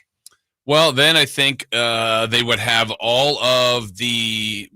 all of the advantages that teams that I would put them in the same kind of ilk would have. Like they'd have the facilities. They'd be up a level. They'd have whatever sort of TV deal money that's coming from the Pac-12, if they can agree on one. Those are all huge financial booms. And then I think we've got a good local area to recruit from Sacramento. Yeah. And there's players from here that end up being, UCLA. I say UCLA, but Florida State, USC, Alabama, Michigan. Yeah. Okay, those people go there anyway. Yeah. But there were plenty of people that were going to Boise, Colorado State, I don't know, UTEP. Where did Jake Browning go again? Washington, right? Like I feel like that's the type of recruit that maybe we could pull. Maybe, not that Sac State's going to be the level of UW in 10 years, but then you can be playing those teams, maybe even home and home. I mean, that would be a bit of a stretch, but that's if everything goes right. Now, this is again, we're going pie in the sky here. That's a lot of things that have to go right. From the text line, What about the Niners win a Super Bowl or the A's stay in Oakland? That's actually a really good question. I'd pick the A's thing in Oakland. I feel like you would. I think the addendum to the question is, does that mean the Niners never win a Super Bowl? Wow. Let's say they don't win one with this current team. A's stay in Oakland. And maybe A's stay in Oakland anyways. It would be like the Niners after Brock Purdy's gone. Yeah. Like, let's just call it the Niners don't win a Super Bowl for 10 years, but the A's stay in Oakland permanently. I'd take A's in Oakland. I'm not even an A's fan. That's a sad thing, but it's just... Okay, they stay in Oakland, but they still have John Fisher as well. Oh, no, give me the Super Bowl this year. Give me the Super Bowl this season. And I mean, third option, Niners not winning a Super Bowl or John Fisher selling the team to Vivek or somebody else, which I don't think is realistic at all. I think that's like the least real. I actually think it's more likely that the A's are sold and return to Oakland than the A's are sold and stay here. I legitimately think that's actually more likely, but I don't know. That's gonna be an interesting year next year, man. That is really gonna be an interesting year. Josh Wood is going to join us later on in the program. If you're interested in all the Sac State stuff, you're not going to find a better spokesperson who knows everything that's going on behind the scenes than Josh. So he's going to join us at 8:43, which, by the way, Jason, just a programming note for you. We're going to do Who's Hot, Who's Not in that segment. And then we're going to move streaking down to a 9:28 with What to Watch. Okay. So prepare yourself for that one. I know radio is big on prep. Coming up next, the 12-pack is making additions, though. We do know that. And do these additions maybe pave the way for Sac State elsewhere? I want to ask you that question. We've also got a couple of stats in the NFL as well that I think you'll be really, really interested in. Don't forget as well, Sean Salisbury slated for his normal 8 a.m. Tuesday edition as well. Always fun to talk to Sean and wrap up the week in the NFL. So we appreciate you. We appreciate you tuning in. Sit back, relax. We got a great 2.5 hours left for you right here on your home of the Sacramento Kings and San Francisco 49ers, Sactown Sports. The Sacramento Kings play here. He's got the triple. Sacramento takes the lead. Get your Kings fix all season long right here on your home of the Sacramento Kings, Sactown Sports and SactownSports.com. Sacramento weather is brought to you by Bonnie. I'm Tamara Berg in the KCRA 3 Weather Center. It is Tuesday. Out the door this morning, it feels a bit mild. That means we're going to have a pretty warm day ahead. As we head into the afternoon, it's going to be hot with sunshine and light west winds. Highs today in the range of 97 to 100 across the valley. Get the latest forecast on the KCRA 3 News and the KCRA 3 app. Your water heater. Old, rusty, forgotten. We hardly ever even think about them until there's no hot water. Right now, get incredible rebates up to $3,000 off and financing available for as little as $40 a month. Leave it to Bonnie to crank up the heat. Mom, meet Sarah. From first-time Nana moments. Yeah, welcome to Flight 101. To annual girls trip moments. Your can't-miss moments are worth protecting against RSV. If you're 75 or older or 60 plus with a chronic condition like asthma, COPD, heart disease, or severe diabetes, you're at higher risk of landing in the hospital from RSV. And there are no prescription RSV treatments. Check eligibility and schedule your RSV vaccine at vaxassist.com. So where should we go next? Sponsored by Pfizer. Everywhere you look, things are getting more expensive. So at Consumer Cellular, we're lowering the price for those 50 and up. Now you can get unlimited talk, text, and data for $30 a line when you buy two. That's just $60 a month for 2 unlimited lines. So if you're 50 and up, make the switch and save. Come on, you've earned this.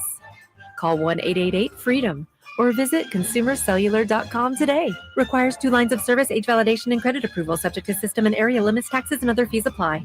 Model year-end pricing is back at Folsom Lake Honda, your one-stop Honda shop. During the model year-end event, lower interest rates at Folsom Lake Honda make lower payments. It's no wonder why Folsom Lake Honda is your one-stop Honda shop. Come in today or check out our entire inventory online at folsomlakehonda.com. Get an instant cash offer for your trade at folsomlakehonda.com. We'll buy your car whether you buy from us or not. Folsom Lake Honda is your one-stop Honda shop. Folsom Lake Honda. Go to folsomlakehonda.com. Your one-stop Honda shop. Who's ready for some fun on Saturday? Country in the Park 2 takes over Heart Health Park at Cal Expo with Dirks Bentley, Harmony, Dasha, plus line dancing and a mechanical bull, axe throwing, pop-up clothing stores, and food trucks. Tickets start as low as $52 at CITPfest.com. Grab your family and join us for Country in the Park 2 this Saturday at Heart Health Park. More at CITPfest.com. Brought to you by A&A Concrete Supply, Folsom Hotel, and Corval, California, Champaign. Golf to Go is brought to you by the Hagen Oaks Golf Super Shop. Here's Frank LaRosa. Since you probably can't afford your own sports psychologist, Golf Monthly's Fergus Bissett offers 5 golf psychology tips to help you play better. First, stay in the present. If your mind is ahead of you, how can you focus on the shot at hand? Second, every shot is a new challenge. The objective of every shot is to get the ball in the hole in the least amount of strokes. Go do it. 3, the past is the past. Many of us dwell on the past. Not good. Clear your mind and move on to the next shot.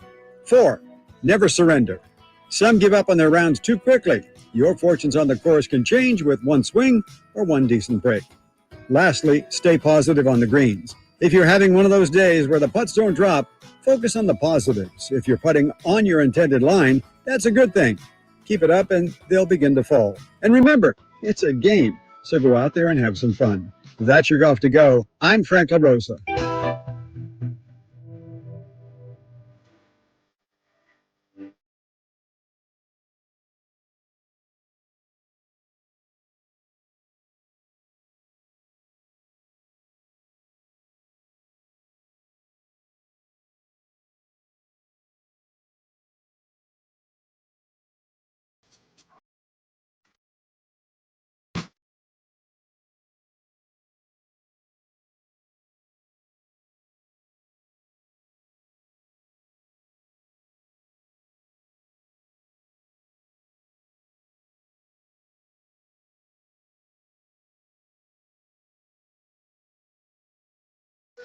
Waking you up with the best in local sports. They just make it interesting, you know? It's the Carmichael Dave Show with Jason Ross on Sacktown Sports.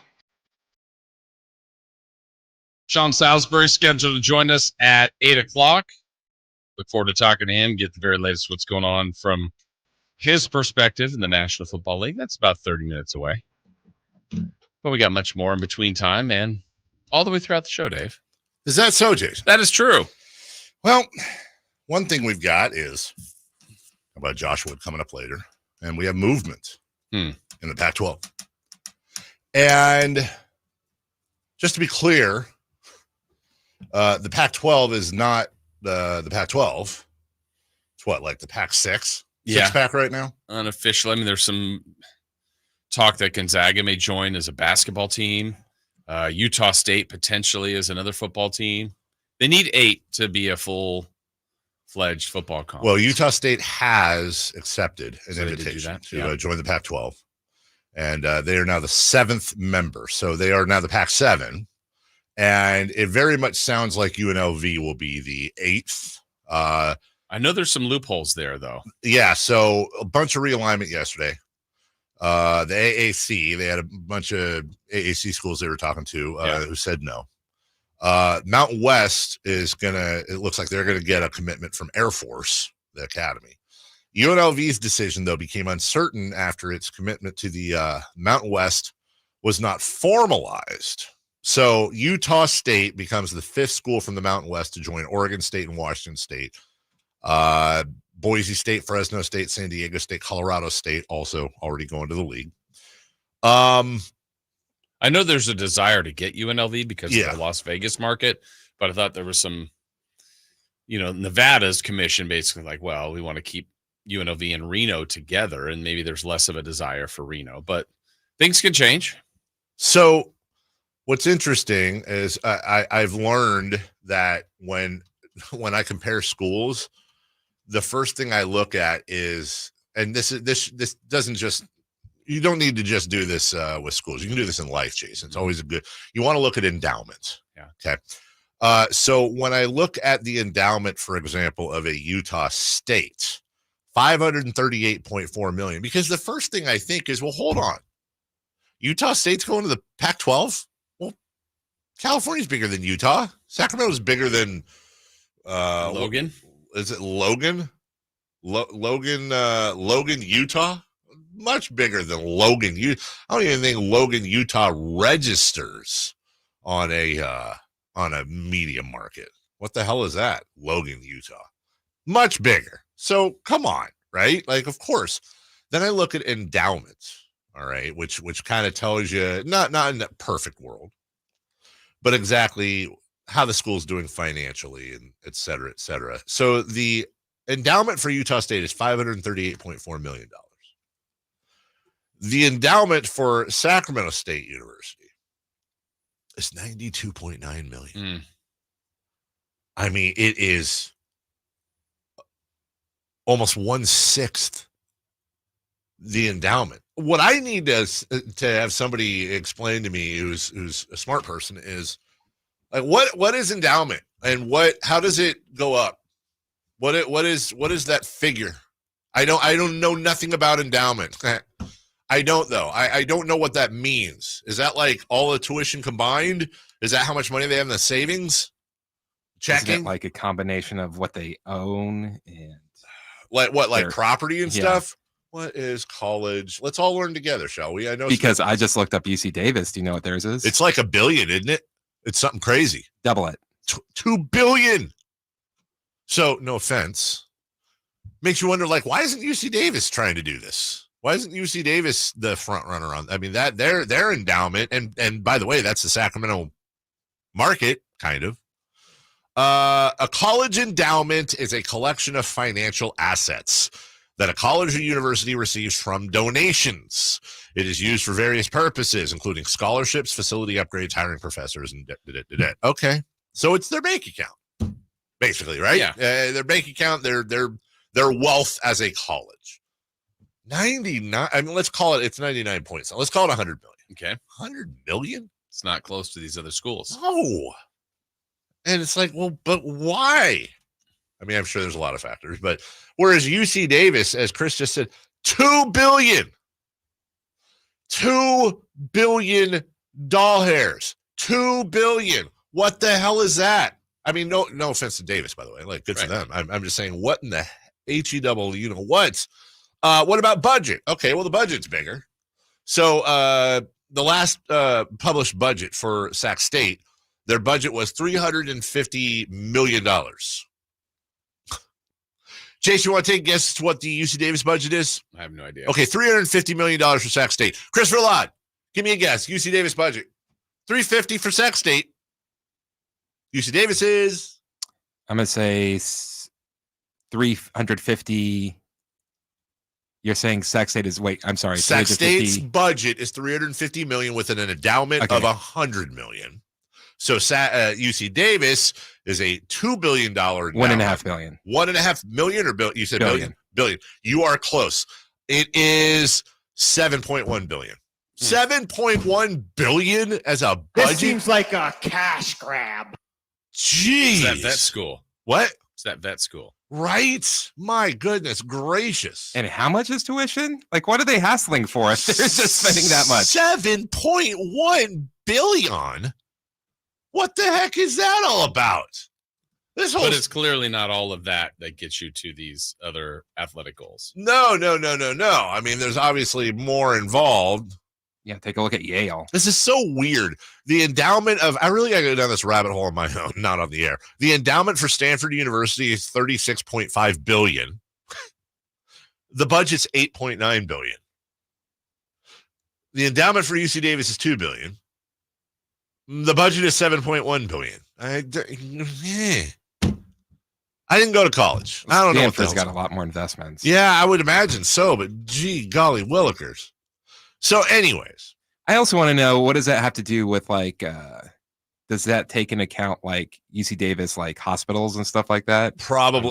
Yeah, probably. You know what? That's a great point, because UC Davis is a whole, medical center. Right. All over the place. I mean, hell, I go to UC Davis Med Center in Carmichael, and they've got the big, the hospitals. My mom's been there a ton. It's not like you're rolling. I'm not having my ear, nose, and throat doctor at Sac State Hospital, so I guess that's a thing. But then, I don't know. This whole thing is weird. I don't understand it, and it with the Mountain West losing I still think, and I know that Josh Wood's going to strongly disagree with me, and I hope he's right, and he's a lot smarter at this than I am.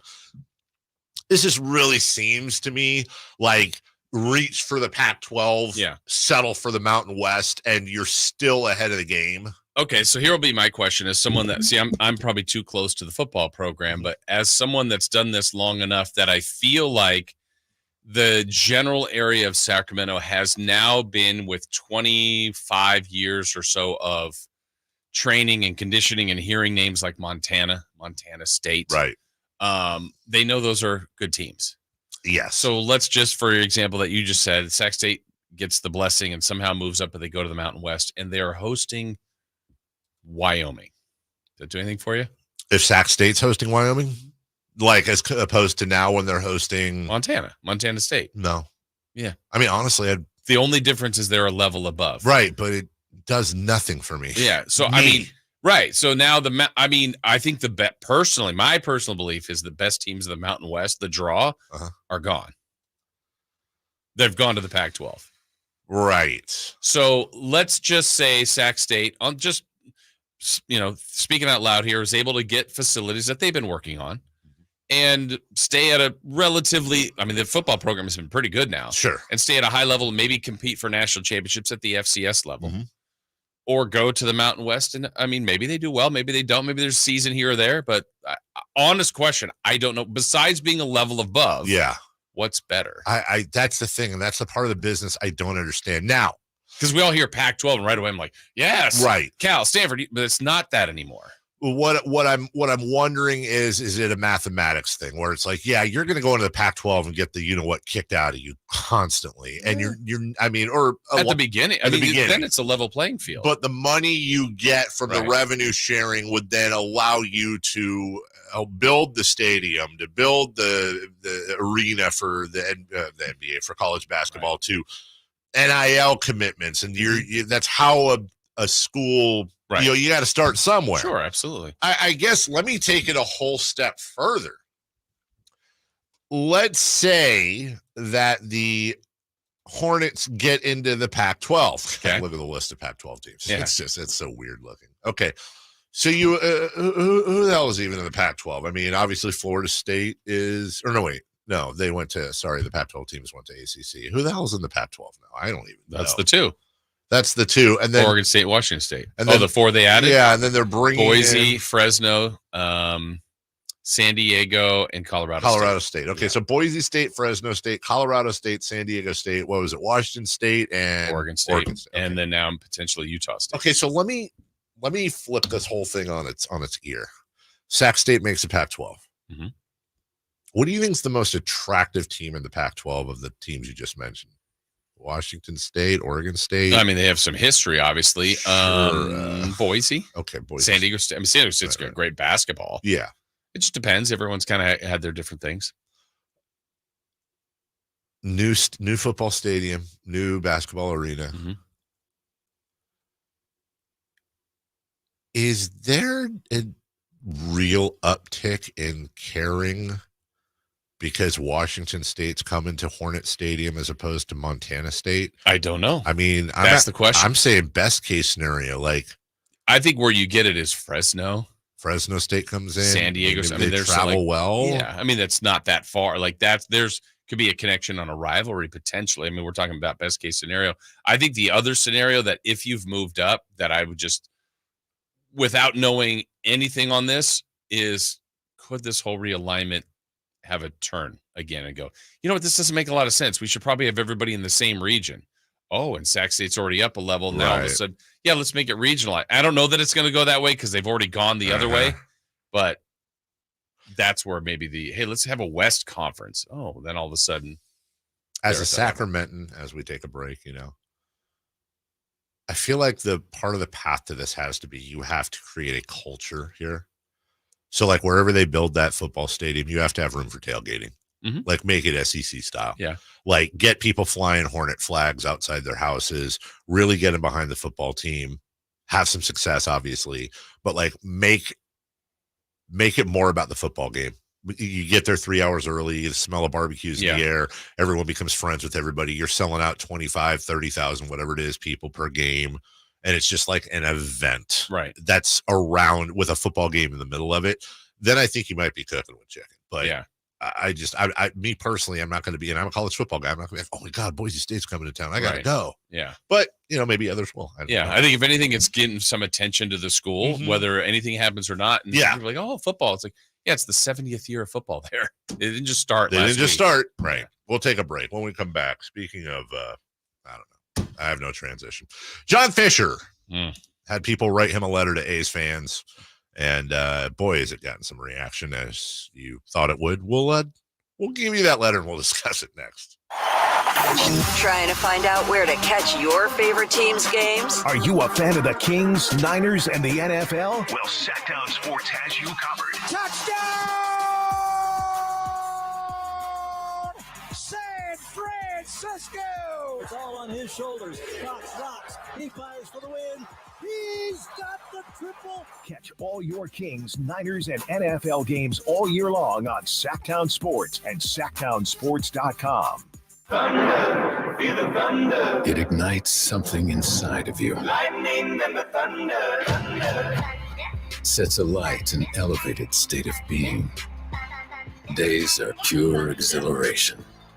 And the nights, they're simply electric. See it, hear it, feel it. Thunder, feel the thunder. Lightning and the thunder. Thunder Valley Casino Resort. Feel the thunder. Who's ready for some fun on Saturday? Country in the Park 2 takes over Heart Health Park at Cal Expo with Dirks Bentley, Harmony, Dasha, plus line dancing and a mechanical bull, axe throwing, pop-up clothing stores, and food trucks. Tickets start as low as $52 at CITPfest.com. Grab your family and join us for Country in the Park 2 this Saturday at Heart Health Park. More at CITPfest.com. Brought to you by A&A Concrete Supply, Folsom Hotel, and Corval, California Champaign. For most of the people that walk in our store, it's been an ongoing, nonstop issue, and they're finally walking into the Good Feet store. Okay, the guy that came into my store last year that has had plantar fasciitis for 30 years. I looked at him, I said, "Are you kidding me? I've been here for 14. Where have you been?" I helped relieve a problem that's plagued him for 30 years. I mean, how do you not go home and talk about that? Come to the Good Feet store now for a free fitting and test walk. A new Honda? Nice. Well, it was like this. It was a super hot day, so we all stopped for some ice cream. When bam, the AC went out. My dad started sweating and was all, "Man, I stink." And my brother was like, "I hate this car." And my mom was all, "I'm dying in here." Then I said, "It's time to call Stockton Honda." Then Dad was like, "Honey, you're right. I knew you were my favorite." And just like that, Stockton Honda to the rescue. StocktonHonda.com.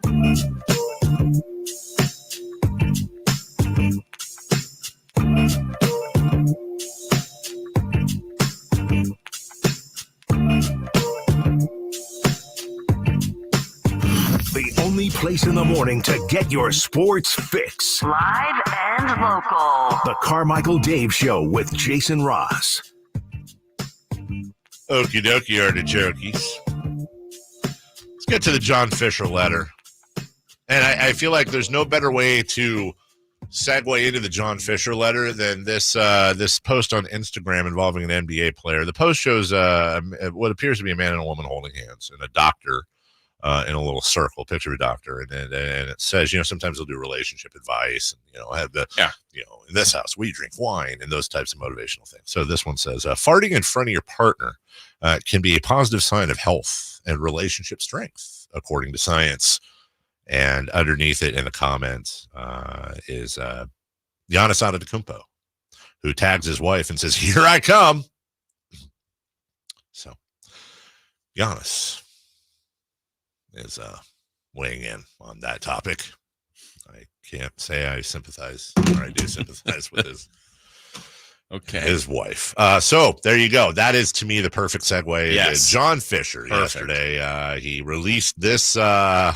He released this letter to Oakland Athletics fans, and it reads as follows.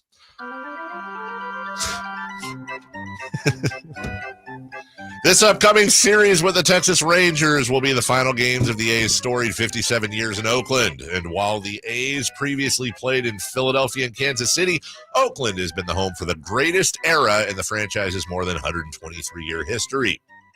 4 World Series championships, 6 pennants, 17 division titles, 7 baseball Hall of Famers, Charlie Finley and his mule, Billy Ball, Reggie and his incomparable swagger, Raleigh and his handlebar mustache, Dave Stewart, and the stare, Bill King's Holy Toledo, Ricky Henderson, the greatest leadoff hitter in baseball history.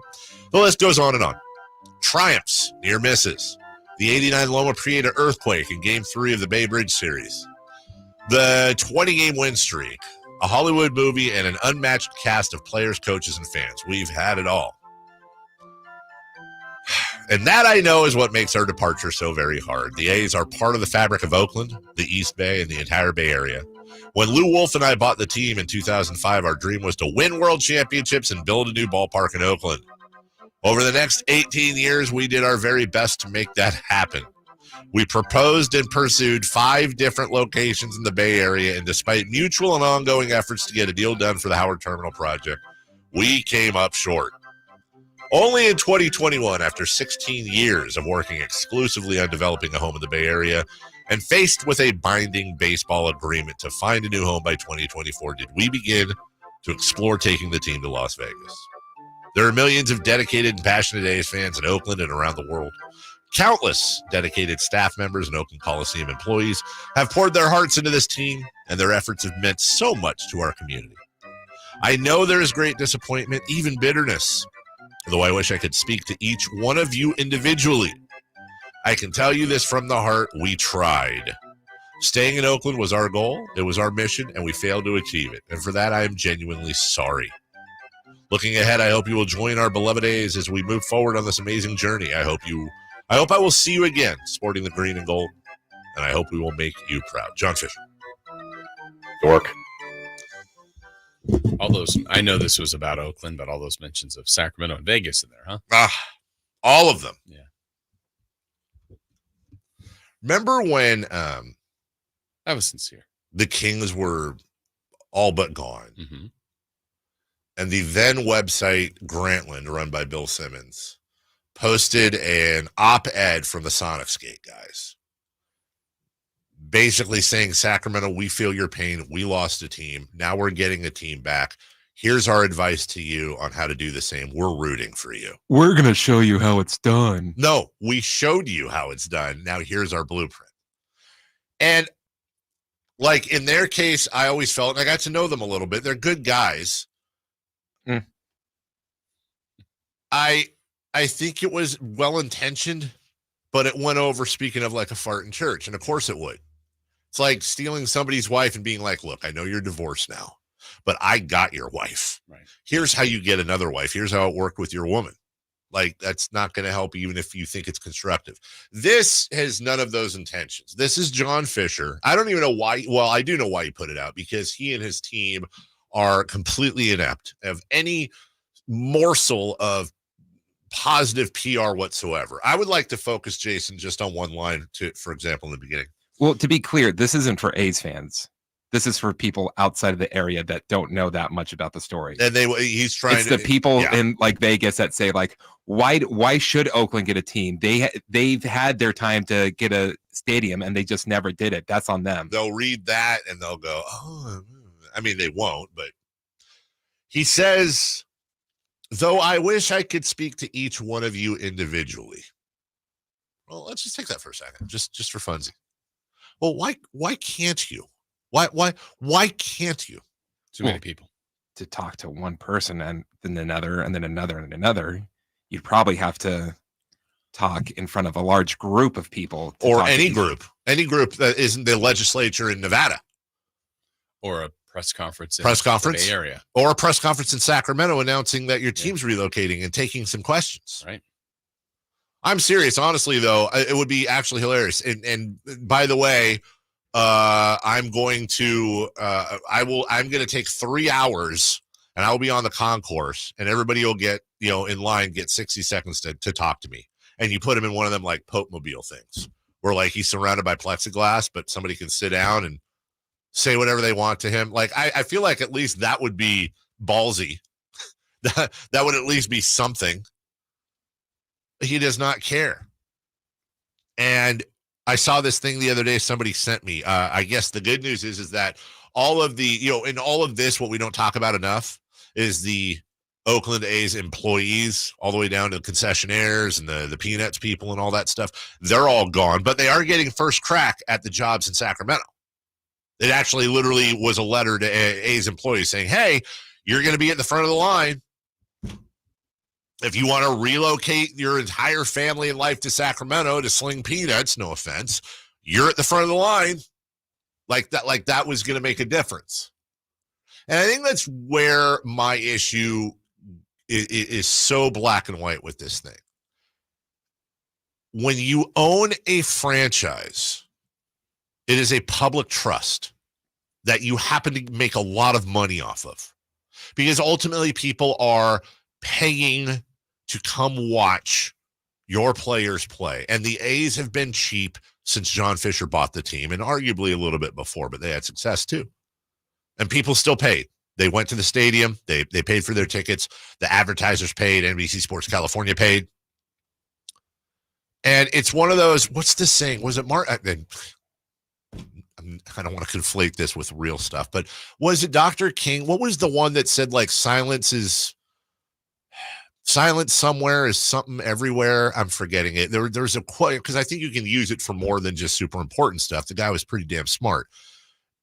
I feel like participation in anything John Fisher related is complicit. You're being complicit right towards he's not just a terrible owner. Like Donald Sterling was a terrible, racist, horrible owner. Daniel Snyder was a terrible, racist, horrible owner. And I can't say the racist stuff about John Fisher. Like, he's just a bad owner. I mean, I don't know. I'm just saying. But Washington's still in Washington. The Suns are still in Phoenix. The Clippers are still in LA. I'm not going to say moving a team is worse than racism because that's silly. But for a fan base, what he's doing is the worst thing you can do. Yeah. And on top of that, Jason, at least the Maloofs had the foresight and the humanity to leave a clause in the contract. It's not that we want to leave Sacramento. It's that we're at a dead end. Oh, you have buyers? Well, okay then. There's buyers for the A's. Yeah. From strictly the business part, I understood the Maloofs. Yeah. Just the business. I hear you. No other part. I hear you. I hated all of it. The business part. Here, that's why I've always said from Fisher, what's the end game? Okay, get to Sacramento. Okay, get to Vegas. Have other people build your stadium in Vegas. And then are you changing your ownership traits? I doubt it. Right. I mean, I think that's foolish to think, I'm going to invest in this team. We're now in Vegas. I got a stadium built for us. We're going to be a contender, and I'm going to be considered. I don't even know if he cared. He doesn't care about how he's perceived. No. But don't you want a winning organization? Here's the three things that stood out to me. First was all the accomplishments that the A's had. Yeah. Weren't they all like before he bought all the team? before he took over. Exactly. The second one was, hey, when we bought it, we wanted to get a new stadium in Oakland. No, you didn't. No, you did. You wanted one in Fremont. That's you right. wanted one in San Jose. That's right. And you were stopped by the Giants. That's right. And then it wasn't until the Raiders left that like, hey, we're going to try and get a stadium here in Oakland. That's right. That's the thing I think people forget. And then on top of that, it's like, oh, we have to leave because of the binding agreement with MLB. The binding agreement was you were no longer going to be getting your payments as a, quote, revenue sharing team. As a revenue sharing team. You had to move or get a new stadium so you can keep getting that revenue from Major League Baseball because you're in too big of a market to really claim revenue sharing.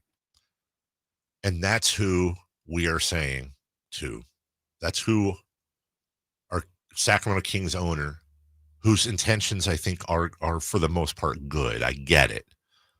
But we're saying, hey, John, you just completely crapped all over everything. You ran this team into the ground. You destroyed a fan base. You're just not a good person. Come on down. Come to Sacramento and let Sacramento take on the vitriol from other cities. And there are some people, and God bless them. I'm not judging. They can put their fingers in their ears and blah, blah, blah, blah. I don't care. I get to take my son to watch Aaron Judge or daughter to watch Aaron Judge. I hear that. God bless you. Can't give this guy a penny, man. And the fact that he's even, you know what? I think it's contagious. It's like John Fisher is a disease, and you're bringing him into a stadium where there's no masks, and you're putting him in there. You're putting his product in that stadium, and you want to talk about, would this attract baseball? No. My worst fear is that this is just going to make Sacramento look terrible. And by the way, not to mention jinx the Kings. Let's really be honest here. We'll take a break. When we come back, Sean Salisbury next. Our first year as the radio home of the San Francisco 49ers is one we will never forget. So toss to McCaffrey, a cutback 130, breaks 340. McCaffrey midfield. McCaffrey 40, 30, 20, and toasted all the way down to the 3-yard line. On the first play of the game, CMC Dynamite! Congratulations to the 49ers on a terrific year. And thank you for so many wonderful memories. I didn't ask to be thrown in the streets with nowhere to go. I didn't think I'd survive. But I did ask for help, and Covenant House was there for me. 1 in 10 young adults will experience a form of homelessness this year. For these kids who didn't ask to be put in this unthinkable situation, Covenant House is there. Covenant House helped me break the cycle of homelessness in my family. They gave me the love that I needed. Over 2,000 young people will sleep safely in a Covenant House bed tonight. When youth who are experiencing homelessness have a hot meal, a safe place to sleep, medical care, and love, they can overcome heartbreaking challenges and have a brighter future. They just really genuinely just wanted to help me succeed, and I'm succeeding. I'm a speaker, I'm an author. Covenant House really helped me and really helped mold me into the woman I am today. If you or someone you love is asking for help, go to safeplacetosleep.org today. Sacramento weather is brought to you by Elk Grove Honda. I'm Tamara Berg in the KCRA 3 Weather Center. It is Tuesday. Out the door this morning, it feels a bit mild. That means we're going to have a pretty warm day ahead. As we head into the afternoon, it's going to be hot with sunshine and light west winds. Highs today in the range of 97 to 100 across the valley. Get the latest forecast on the KCRA 3 News and the KCRA 3 app. At Elk Grove Honda, we've acquired some of the best pre-owned cars we can find. Whether you purchase a new Honda or a like-new pre-owned Honda, Elk Grove Honda has the right Honda at the right price. In the Elk Grove Auto Mall, Highway 99 and Elk Grove Boulevard, or elkgrovehonda.com. I gotta get an Elk Grove Honda. When you switch and save with Progressive, you could use that money towards going to see your favorite team in the playoffs. Progressive cannot guarantee that you can go see your favorite team in the playoffs. Drivers who switch and save with Progressive could save hundreds on average, but we cannot guarantee that your favorite team will make the playoffs or even finish with a winning record. They could easily lose more than half their games and finish in the cellar because they stink badly and haven't made the playoffs in years. Savings? Very possible. Playoffs? Highly doubtful. Switch and see if you could save at Progressive.com. Progressive Casualty Insurance and Affiliates, not available in all states. We cannot be held liable for your favorite team's terrible and frankly embarrassing performances now or ever. Want to keep your gas-powered engines running like new? Stable's proprietary formulas are proven by third-party testing to outperform the competition in keeping fuel fresh, preventing corrosion, and cleaning the entire fuel system. With Stable, you can have confidence you are doing the right thing for your engine's long-term health. Just pour into your gas can or fuel tank, then top off with fresh fuel. At every fill-up or when you store, start with Stable. Available where fuel additives are sold. I'm still going for it, even with higher stroke risk from atrial fibrillation, an irregular heartbeat not caused by a heart valve problem. Over a 3-year study, Eliquis apixaban tablets reduce stroke risk better than warfarin, and over 97% of Eliquis patients did not experience a stroke. A first stroke occurred in 2.9% of warfarin patients versus 2.3% of Eliquis patients. Don't stop taking prescription Eliquis without asking your doctor. It may increase your stroke risk. Eliquis can cause serious and in rare cases fatal bleeding. Don't take Eliquis if you have an artificial heart valve, abnormal bleeding, or antiphospholipid syndrome. While taking, you may bruise more easily or take longer for bleeding to stop. A spinal injection while on Eliquis increases risk of blood clots, which may cause paralysis, the inability to move. Get medical help right away for unexpected bleeding, unusual bruising, or tingling, numbness, or muscle weakness. Medications such as aspirin products, NSAIDs, SSRIs, SNRIs, and blood thinners may increase bleeding risk. Tell your doctor about all planned medical or dental procedures. Learn more at Eliquis.com or call 1-855-ELIQUIS. Finally, an easy way to find home improvement contractors. Just visit subcontractorsunited.com and simplify your search for home services professionals. From cabinets to windows, roofing to plumbing, Subcontractors United is an easy, simple way to find and hire a home improvement contractor. And you never have to give up personal information. So no harassing phone calls like you get from those other websites. Subcontractorsunited.com is sponsored by D&D Cabinets and Savage Design. All guests come to you from the Folsom Lake Honda Hotline. Folsom Lake Honda, your one-stop Honda shop. KHD1 Sacramento, KYMX HD3 Sacramento. Your home for Kings basketball for over 25 seasons. Hammer time thrown down by the league. From the Power Business Technology Toshiba Studios. Sacktown Sports, 1140. The Carmichael Dave Show. He's on the microphone when he's not on the microphone. He's playing a song, and when he's not playing a song, he's on the microphone, and then boom. With Jason Ross. No, he didn't. Yes, he did. Call or text at 916-339-1140. It's the Carmichael Dave Show with Jason Ross on Sacktown Sports.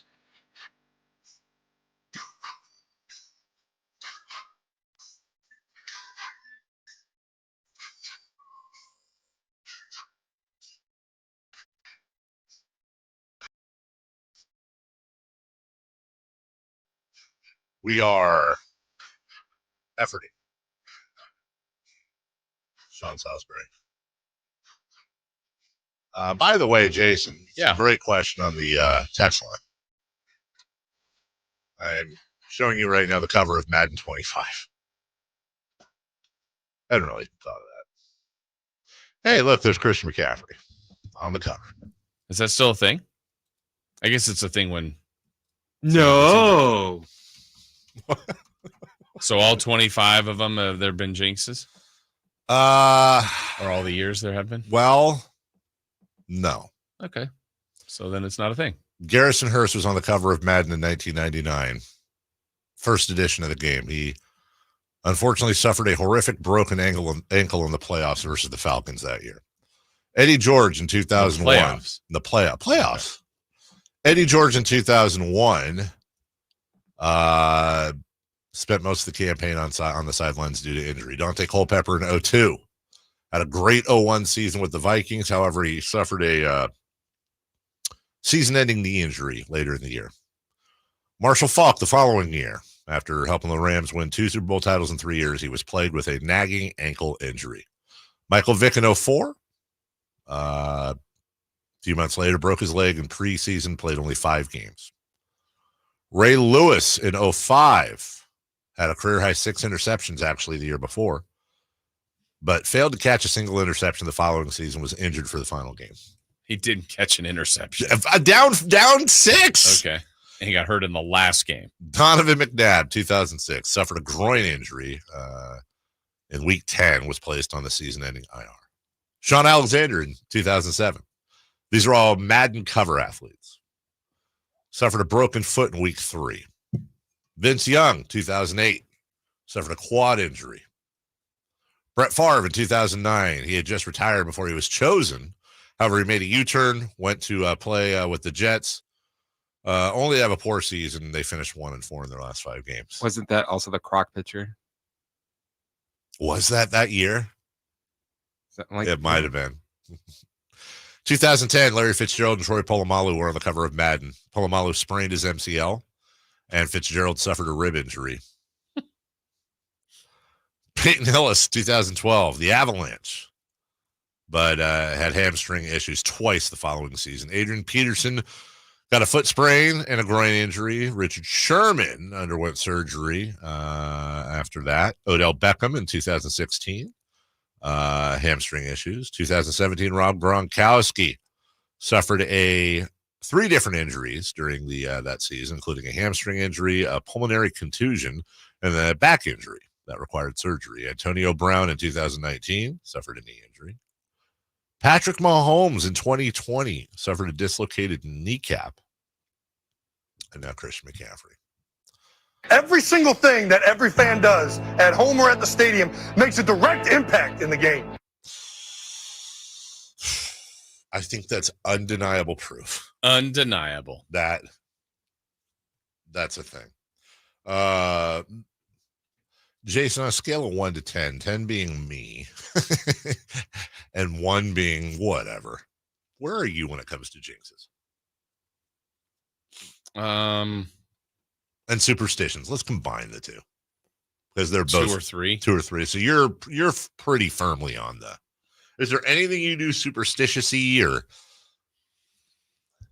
like, for example, if I were to say, Jason, I guarantee you're going to drive home safely today. Does that bother you at all? Like, you're getting home safe, dude. I promise. Oh, God. I would. See, for me, I can't do that. I take it back. I mean, I don't take it. You get what I'm saying. But, Dave, like, I think you're going to be just fine today. Yeah, you can stop that right now. But, like, well, what if someone said the other way? Like, you're going to have you're going to die, right? And then you don't. So did you jinx the death or accident? Would you rather someone tell you, think you're going to be in a car accident today? Dave didn't saying that. Dave didn't like it when I joked around when you're in New York for the broadcasting. He didn't like it when Dave said you're going to be back tomorrow, and I said, "Oh, maybe things happen." Right? Like, come on. You can't mess with the thing upon the hill in the sky with the thing. But Jason got here just fine. He did. Do you know why? Because I went straight home, lit a candle, burned some incense, and said some things in many different religions. That's a magical candle. It's a magical candle. And the Kings going to make the playoffs for that long? A lot of candles were burning, dude. By the way, we're vamping because of Sean, so we're used to that. It's not a good sign. What, straight to voicemail? I text him and it went green, so that tells me maybe he's on a helicopter. Yeah. Sean's gonna be fine. Everyone's all, hey, Shohei Ohtani in the 50-50 club. Jason, did you know that he is not the only member of the 50-50 club this year? This year? No. There was another member of the Did you hear about 50-50 Club. Congratulations to Anthony Rendon. He now has hit 50 IL stints and 50 games suspended for his career. Congratulations, Anthony Rendon. Good job. Why is that not highlighted? Right. Why wasn't there a countdown? Imagine if they'd let him pitch. There is no team in the Super Bowl era that has done what the Washington Commanders just did. They have gone 2 consecutive games with 0 turnovers and 0 punts. That's a respectable job. And I know they punted, I guess, in week 1, but I still don't think they have a turnover. I don't think they do either. As a matter of fact, Jaden Daniels recorded 2 incompletions last night against the Bengals, but he also accounted for 3 touchdowns. He is the only rookie in the Super Bowl era to account for more touchdowns than incompletions in a game, and that includes the playoffs. Minimum 20 attempts. I'm going to let you take over what's hot and what's not from now on. Oh, did I really? Well, I'll give you some more. I felt like as that was going on, that had potential of being a what's hot. Yeah. Mm-hmm. Well, we have new listeners. That's what the consultants tell us. Yeah. Remember that scramble Brock Purdy did where he had like 10 minutes behind the line of scrimmage in the fourth quarter? Yeah. Well, Next Gen Stats has figured out that during his 3-yard, what ended up being a 3-yard scramble that took about 20 minutes, he ran a total of 76.6 yards. Did he really? He ran a total of 76.6 yards during his 3-yard scramble in the fourth quarter. Does he get those as yards rushing? I would hope so. I've got one more thing here for you. I thought there's Dre Greenlaw. There's that. Oh, here we go. Speaking of the Commanders and the punt thing. Last night's Bengals-Commanders game is the first NFL game since 1940 with no turnovers and no punts. Neither of them had one. That's bananas. Yeah. What? Poor Bengals. 0-3. Poor Bengals. Since week 14 of 2022, games with a quarterback rating of 110 or higher. Patrick Mahomes, Josh Allen, Jalen Hurts, Matthew Stafford each have 4. Lamar Jackson has 6. Dak Prescott has 8. Brock Purdy has 15. Wow. I mean, numbers are fine. Mm-hmm. He's gonna get paid. Yes, he is. A lot of Make sure money. that back is okay. If you're Brock Purdy, you like if somebody, because this would be a good deal. I mean, there's a little bit of risk, but Brock, I'll loan you $5 million right now at 4% interest, and you don't have to pay it back until you get your signing bonus. Or if you're Brock, if you're like, you know what, what a feeling that must be. You're making $900,000 a year. I get he has the Toyota endorsement and all that. He's not poor by any stretch of the imagination, but he's just not generationally wealthy right now. I mean, he might be poor in the Bay Area. Yeah. I mean, it's a great point. So, if you're Brock, are you just kind of how would it feel knowing that you're a year away from from multiplying your already in the real world really good salary, multiplying it by 50? Yeah, literally. If you think, hey, I'm at my job and I have a good chance at a raise. This is, I mean, come on. I mean, he has to have honestly. He has to have a fat insurance policy. Yeah, right? you'd hope. Huge insurance policy, yeah. Lloyd's of London thing, right? But what kind of a world is that where if you and I were sitting here, we've lived our whole life doing our thing. I mean, imagine if we were in our mid-20s, but we're even us close to our mid-20s, right? Very close. And it's we've made what we've made. We have a comfortable life and whatever. We're certainly not rich. But then knowing that starting next year, we're getting a raise to $50 million, hell, $10 million. It's what is this year like? Are you well, this is the last time we're staying at the all-inclusive. Well, now back to your jinxes. You're I hope I get home safe. Right. Yeah. What a great problem to have for the last pick of the Mr. Irrelevant. Did I say 15 games of 110 or better? Yes, I did. Text line. We'll take a break. when we come back, and we'll figure out what's up with Sean. We apologize. Look, hey, it's Sean's busy. It happens. It is what it is. The Kings signed a player yesterday. Yeah. Wow. We'll tell you about their new player and also media day, just preseason. We'll get to all that next. Did you miss any part of our live local shows? Don't worry, you never have to miss them again. Check out SacktownSports.com and search our podcast page and play our shows when you want. The Carmichael Dave Show with Jason Ross, Stiles and Watkins, and The Drive Guys. Plus, other podcasts like Return of the Empire, Return of the Roar, The Stingers Up podcast, and Golf to Go with Frank LaRosa. They're all available right now on SacktownSports.com. Hey, it's Carmichael Dave for American Energy Heating and Air with a question. Have you recently had a technician diagnose your HVAC system and you were a bit surprised at how much it cost? Or did something seem off about their quote? Because at American Energy, they take pride in giving you honest, straightforward solutions to get that system up and running. Have their qualified technicians come out and give you a free second opinion. It's free. You got nothing to lose but some dollars off of that original quote. They're making the uncomfortable comfortable. They've been doing it since 1981, serving the greater Sacramento area. A+ with the Better Business Bureau. That's why they keep having customers coming back for more and more and more. You can call them and set that appointment at 916-520-9990. That's 916-520-9990 or AmericanEnergyAir.com. Call 916-520-9990 now.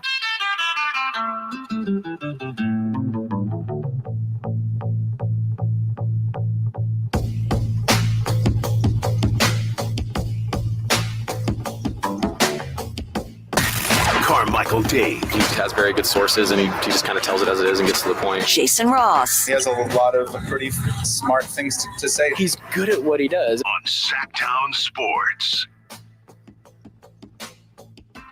Sacramento Kings yesterday announced that they signed 25-year-old power forward, well, really a 3-4, Terry Taylor. He's a 6'4"? I don't think so. 6'4", 230. So there is some meat on that bone. It's like Barkley. Yeah, a little bit. Except, yeah, no, you're right. When Barkley was 6'4", wasn't he? Yeah. He was undrafted. He has played for the Fort Wayne. You know what they are? Nuts. They are. You're close. They're the Mad Ants. Oh, I did know that. Actually. I'm a Mad Ant. You know, Fort Wayne invented the shot clock. I did not know that. Also, who is Wayne and why does he have a fort? John? Yeah. Newton? Larrabee? Wow. I know, right? Brady? Lil? Yeah. Wait. Yeah. Ooh. Wayne, Brady. Okay, so Brady, Lil, John. Reggie? Hall of Famer, right? Didn't he? Isn't Reggie Wayne a Hall of Famer? Oh, he should be. I don't know. Newton, Lil, John. Not Lil John. Okay, anyways.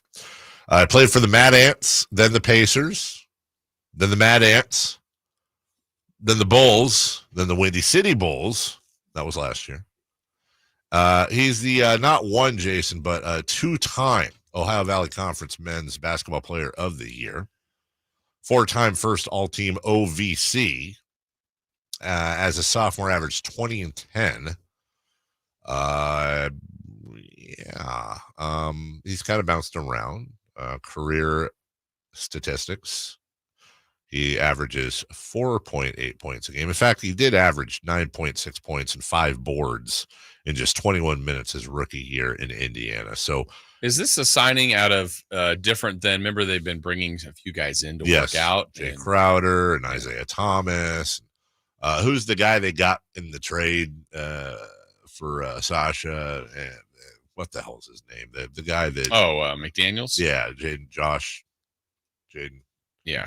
Billy, I don't remember. Yes. Anyway, so these are just, look, I mean, with the exception, with the understanding that you never know, but really you can kind of tell the Kings are really looking for depth at that 3-4 spot. And Jalen McDaniels, Orlando Robinson, Terry Taylor, not to be confused with Terry Tyler, former King.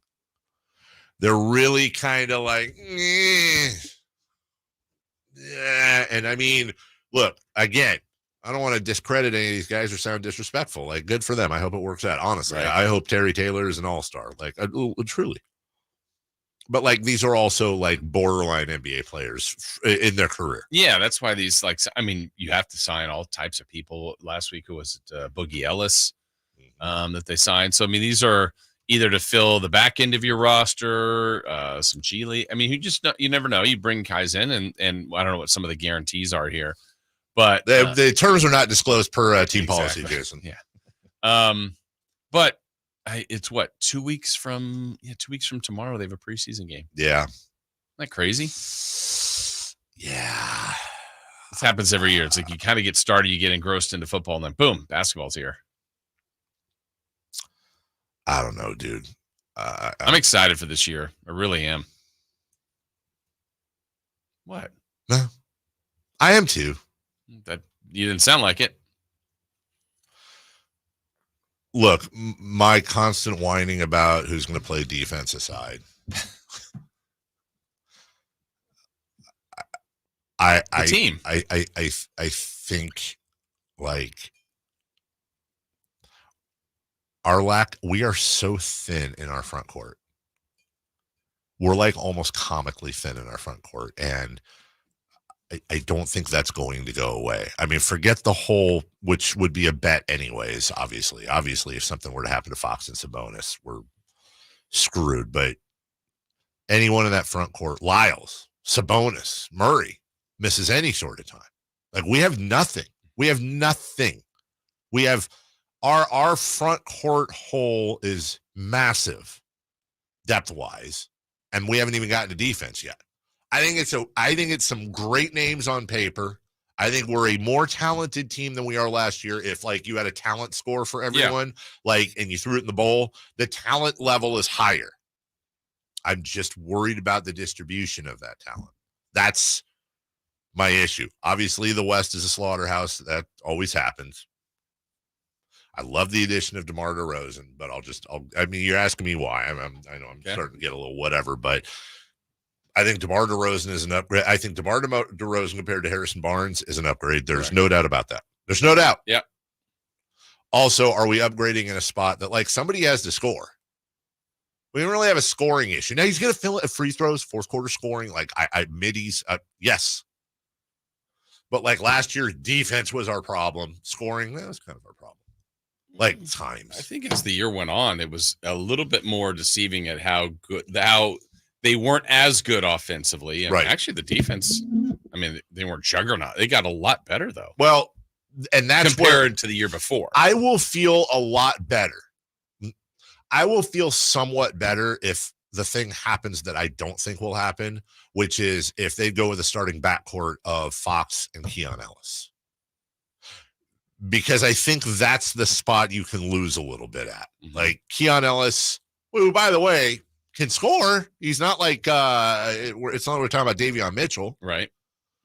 But Keon Ellis in every metric is like a top 5 backcourt / sort of wing defender. Like pretty much every list you see, 3-and-D, this, that, whatever. Keon Ellis is right there near the top of the list. Well, okay, you've got the guy then. And you got to hope Keegan Murray takes that defensive jump. But if they're coming out with like, which is what I think they probably will do, with either Fox and Herter, Fox and DeRozan, Fox and Monk. None of those are Keon Ellis.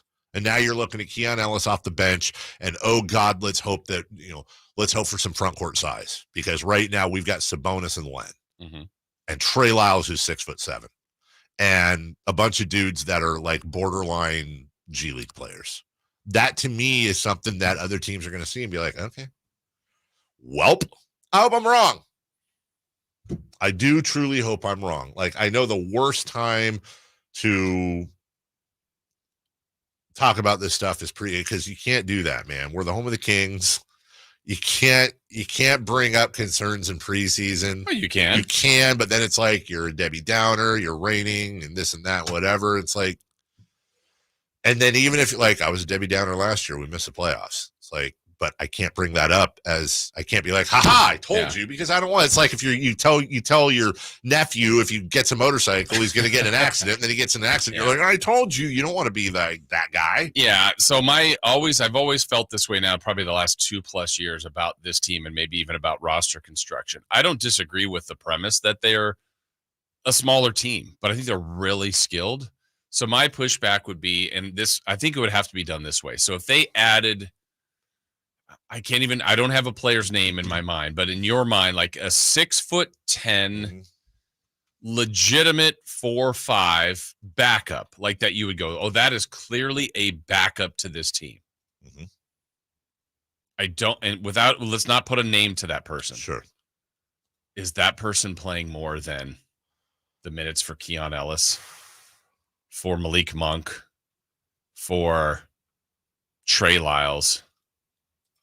I think they play their best skillful 7 to 8, regardless of size. Does that work, though? Regardless of size, you just throw them out there? I mean, I'm asking. I guess I would say 2 years ago, yes. And to say last year it didn't, I mean, part of it I really would have liked to seen the team healthy. But Boston's not gigantic. They won the title. They're all actually, you look at Boston's starting lineup, especially Horford's their big, but they were going Horford, Tatum, Brown, Holiday, and White. They were all super skillful, interchangeable. And then they weren't coming in with these just giants off the bench. Sure. Now I'm picking the champions. Doesn't mean they're also good in many different ways.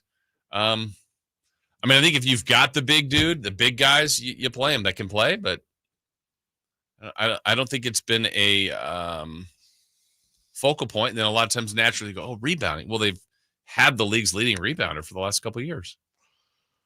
Let me ask you this, considering everything we talked about, because I'm just going to piss everybody off, because why not? Yeah. Add in a future top 5 protected first-round pick leaving the Kings. Do you do that? I'd really think about it. Yeah. So via the cap rules, and this is a little bit of a risk. No, it's not Ben Simmons. Shut up, everyone. But you have to say what it is.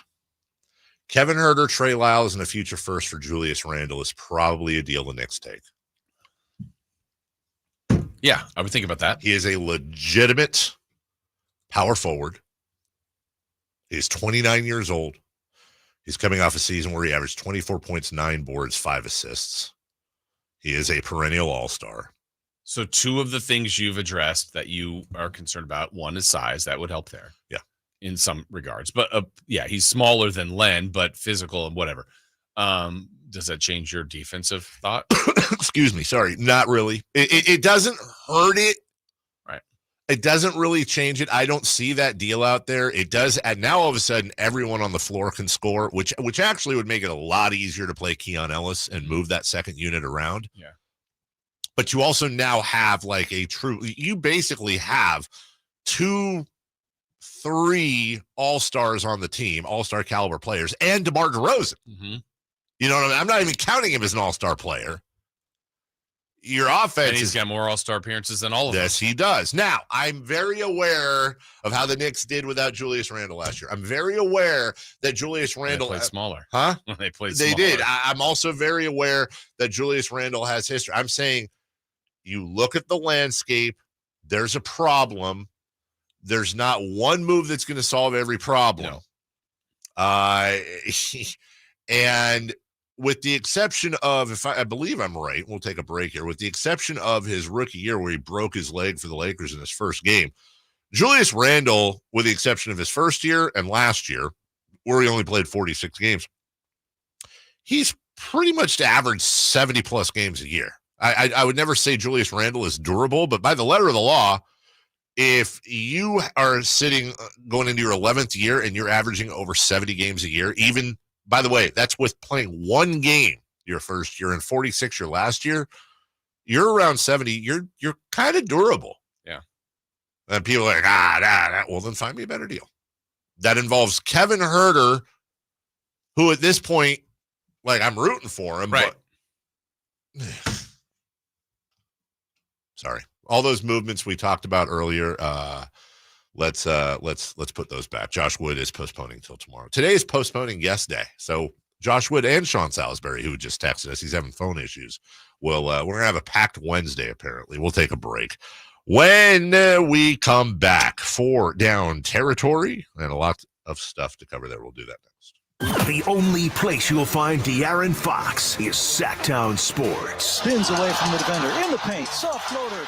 That's a great play by De'Aaron Fox. Hey, Sacramento, it's De'Aaron Fox, and you're listening to the home of the Sacramento Kings, Sacktown Sports. Your local sports leader. Hi, this is Greg Papa. Disasters hit every day. If your home, business, or building has suffered from any disaster, SunPoint Public Adjusters can help. SunPoint prepares, presents, and negotiates your claim with the insurance company, working only for you, making sure you get everything you're entitled to and letting your focus be on what's most important, your family or your business. Call SunPoint today at 888-247-7865 or contact us at sunpoint.us. SunPoint Public Adjusters, the gold standard in public adjusting. License number 2N14884. Model Year End pricing is back at Folsom Lake Honda, your one-stop Honda shop. During the Model Year End event, lower interest rates at Folsom Lake Honda make lower payments. It's no wonder why Folsom Lake Honda is your one-stop Honda shop. Come in today or check out our entire inventory online at folsomlakehonda.com. Get an instant cash offer for your trade at folsomlakehonda.com. We'll buy your car whether you buy from us or not. Folsom Lake Honda is your one-stop Honda shop. Folsom Lake Honda. Go to folsomlakehonda.com. Your one-stop Honda shop. Okay, everyone, what did you think of the chocolate bar? It's too chewy. It's kind of chalky. Too much nougat. I need to go brush my teeth. Business is booming for Steph's small marketing research firm. After all these focus groups, there's only one conclusion. I need more researchers. And she's way too busy researching Does it peanuts? to waste time researching resumes. I need Indeed. Indeed you do. Put our matching platform to work so you can spend less time searching and more time connecting with talented candidates. Visit Indeed.com/credit and get $75 towards your first sponsored job. Terms and conditions apply. Pros, now's your chance to save big during Pro Savings Days at Lowe's. Right now, save big on appliances like the GE Stainless Steel Kitchen Suite. Plus, save $40 on 5-gallon pails of Valspar Reserve, Valspar Defense, and Valspar Stain. Shop Pro Savings Days today for big savings on everything you need to get the job done right. Because Lowe's knows pros. Valid through 9/27 while supplies last. Selection varies by location. Thunder, feel the thunder. It ignites something inside of you. Lightning and the thunder. Sets alight an elevated state of being. Days are pure exhilaration. And the nights, they're simply electric. See it, hear it, feel it. Thunder, feel the thunder. Lightning and the thunder. Thunder Valley Casino Resort. Feel the thunder. Who's ready for some fun on Saturday?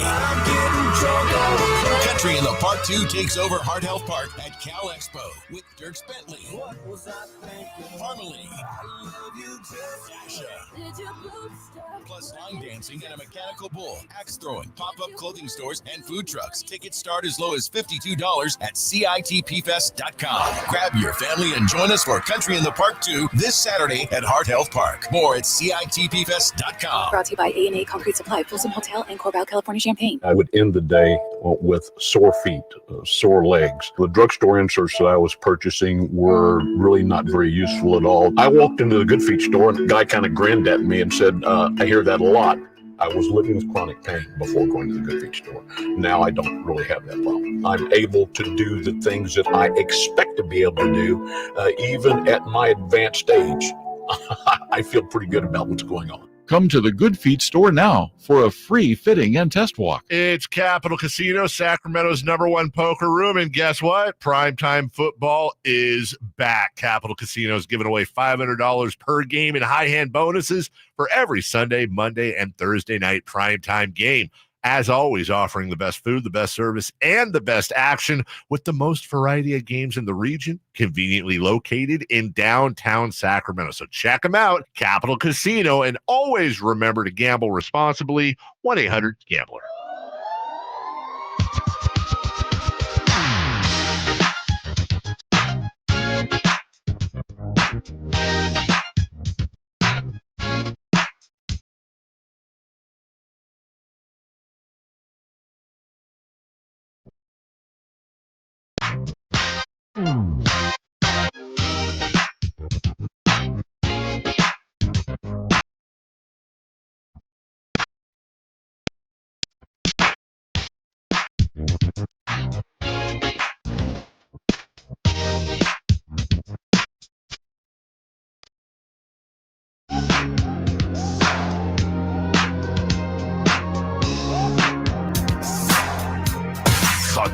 Carmichael Dave Show with Jason Ross Call or text at 916-339-1140 on Sacktown Sports.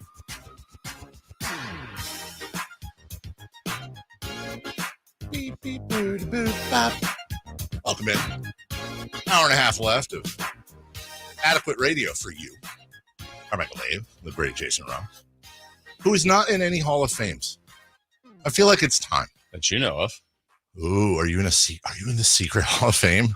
Oh, I mean, you got your Sac State stuff. You should be in Sac State Hall of Fame. Really?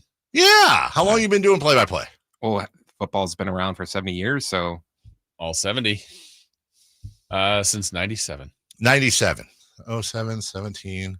28th season. 28th season. Certainly, any play-by-play voice in any sport anywhere is going to be honored after 25 years, much less 28.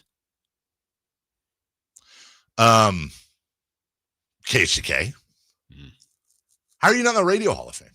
Pat and Tom, I mean, no offense to them, they're in the Radio Hall of Fame. They're in the country music Hall of Fame. Well, why isn't Jason in the Sports Radio Hall of Fame? How about you?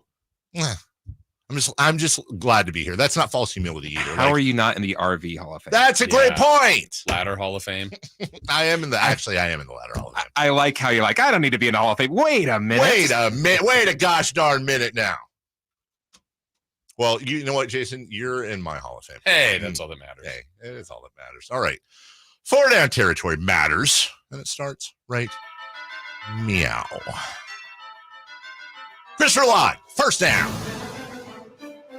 Only 6 teams have ever made the playoffs after starting 0-3 and only one time since 2000. Oof. Do the Titans, Jags, or Bengals have what it takes to make it? The Titans don't. The Jags don't. Sorry, Jag. You bunch of Jags. Remember on the show, this is why I'm not in the Hall of Fame, when I picked the Bengals to be in the Super Bowl and Joe Burrow to be MVP? It's not too late. True. By the way, a lot of people are saying Joe Burrow looks a lot like Ellen DeGeneres, and I disagree with that. A lot of people are saying that. I did not hear that, but that's funny. Did you see him walking into the locker room?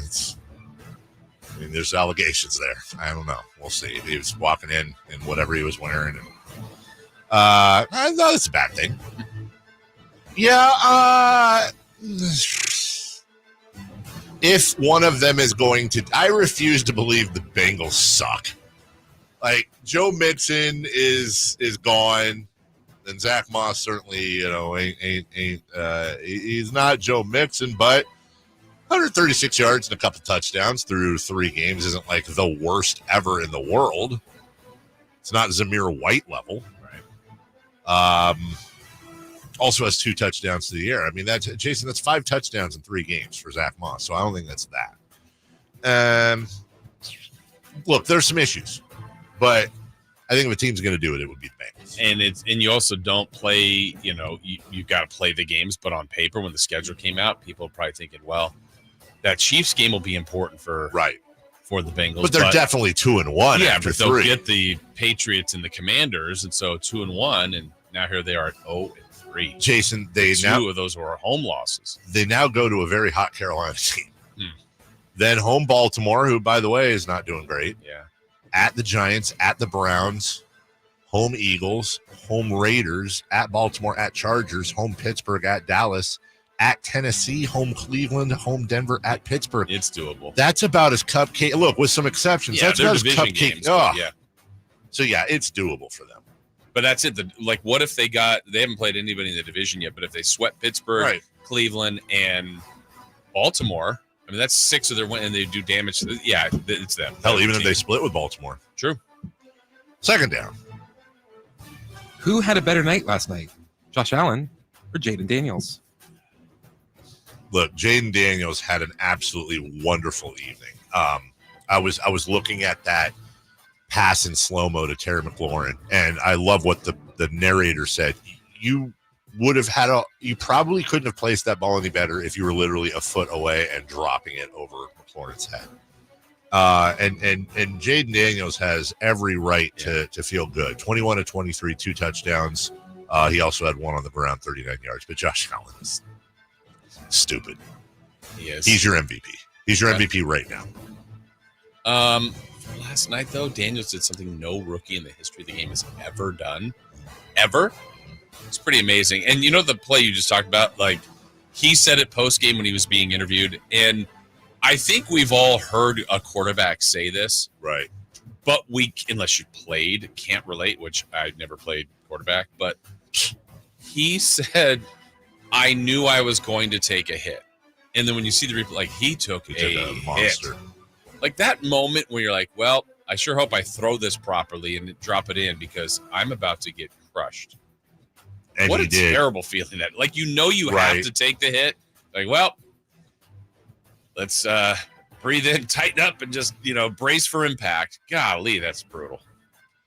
By the way, Josh Allen is completing 75% of his passes. He has 7 touchdowns and 0 interceptions. He also has 2 rushing touchdowns. And the Buffalo Bills in their first 3 games have defeated their opponents 112-48.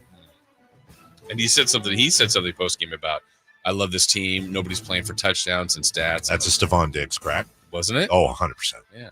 Stephon Diggs is incredibly talented.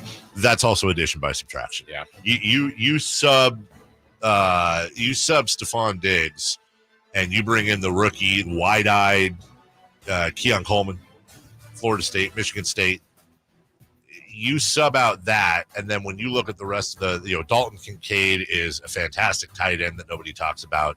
Yeah, they're good, dude. They're really, really good. Third down, please. It's early, but do you have any NFL head coaches on the hot seat? Yeah, I do. I would say Mike McCarthy is on the hot seat. Always, right? But that seat is always hot. It's like he had one of them seat warmer things in the car that's just broken and stays on all the time, even in summer.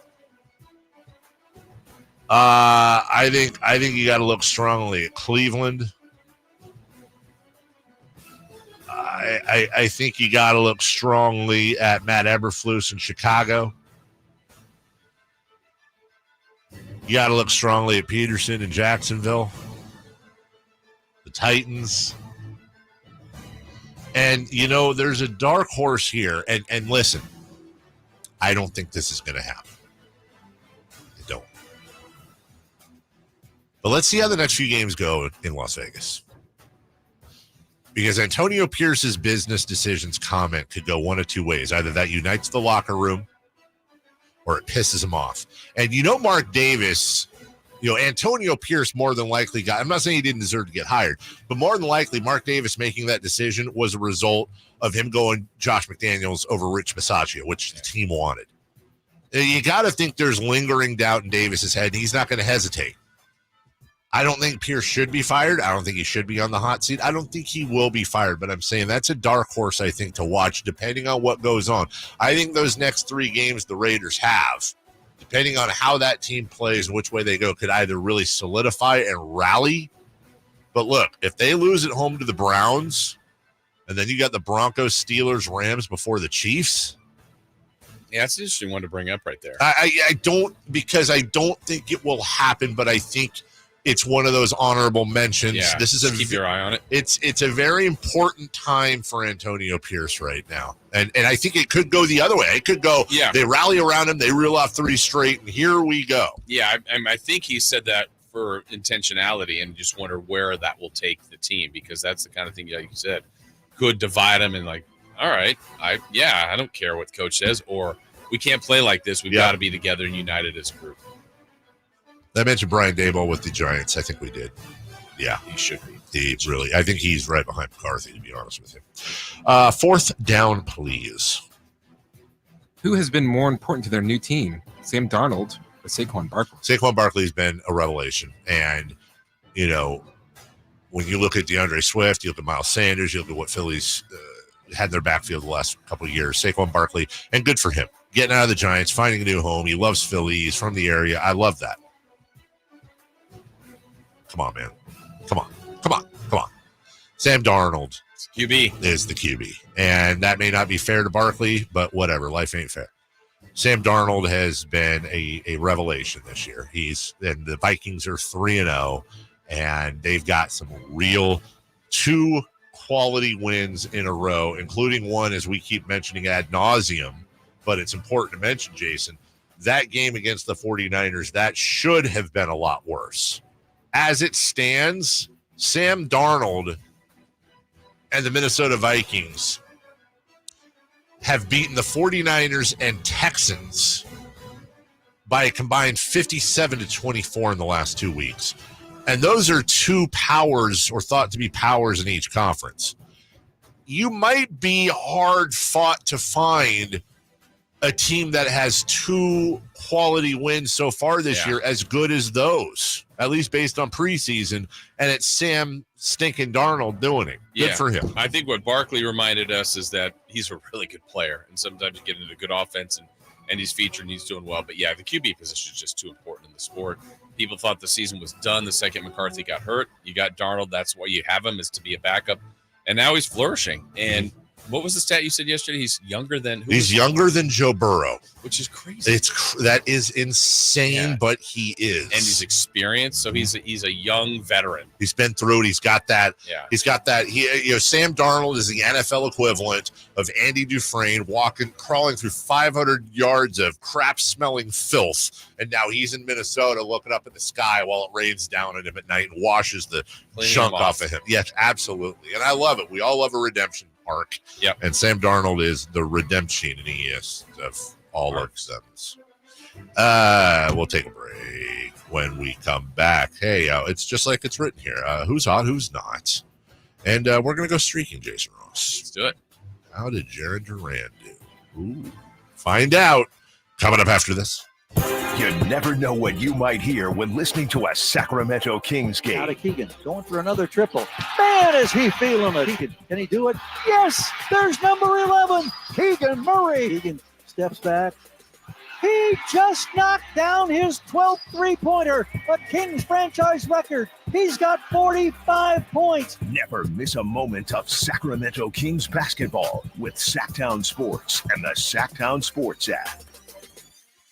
Tommy, I can't wait for golf this weekend, huh, buddy? Time flies. Love you, man. Oh, don't forget your knee brace again. We aren't in college anymore. Moments together matter, so help protect yourself from RSV. If you're 75 or older or 60 plus with a chronic condition like asthma, COPD, heart disease, or severe diabetes, you're at higher risk of landing in the hospital from RSV, and there are no prescription RSV treatments. Check eligibility and schedule your RSV vaccine at vaxassist.com. Sponsored by Pfizer.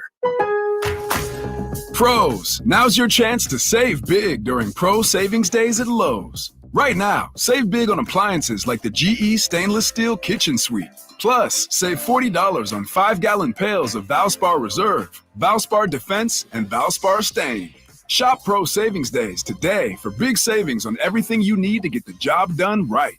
Because Lowe's knows pros. Valid through 9/27 while supplies last. Selection varies by location. An easy way to find home improvement contractors. Just visit subcontractorsunited.com and simplify your search for home services professionals. From cabinets to windows, roofing to plumbing, Subcontractors United is an easy, simple way to find and hire a home improvement contractor. And you never have to give up personal information. So no harassing phone calls like you get from those other websites. Subcontractorsunited.com is sponsored by D&D Cabinets and Savage Design. Who's ready for some fun on Saturday? Country in the Park 2 takes over Heart Health Park at Cal Expo with Dirks Bentley, Harmony, plus line dancing and a mechanical bull, axe throwing, pop-up clothing stores, and food trucks. Tickets start as low as $52 at CITPfest.com. Grab your family and join us for Country in the Park 2 this Saturday at Heart Health Park. More at CITPfest.com. Brought to you by A&A Concrete Supply, Folsom Hotel, and Corbell, California, Champaign. Shop fall savings at Big O Tires now through October 13th and buy 3, get 1 free on 4 select in-stock tires with installation and alignment purchase on all 4 tires. And with plenty of inventory now in stock, Big O has the tires to fit almost every car, SUV, and light truck on the road. Don't miss the buy 3, get 1 tire free sale this week. Offer good while supplies last. Disposal fees extra. Not valid with other offers. See participating Big O dealer for details. you guys got a new Honda? Well, it was like this. My mom was driving me to school when, bam, our car started smoking. My mom wasn't happy, so she called my dad and said, honey, if you value your life and our marriage, you will take care of this now. So my dad calls up Stockton Honda and was like, can you get me approved for a new car and save my marriage? And they're all, sure, Mr. Jones, we do this every day. And just like that, Stockton Honda to the rescue. What's hot and what's not? Brought to you by American Energy Heat and Air, making the uncomfortable comfortable. Head to AmericanEnergyAir.com to find out more. What's hot? Yeah, hot. Real hot. And what's not? It's not good. Brought to you by American Energy Heating and Air, Sacramento's complete heating and cooling company and second opinion partner.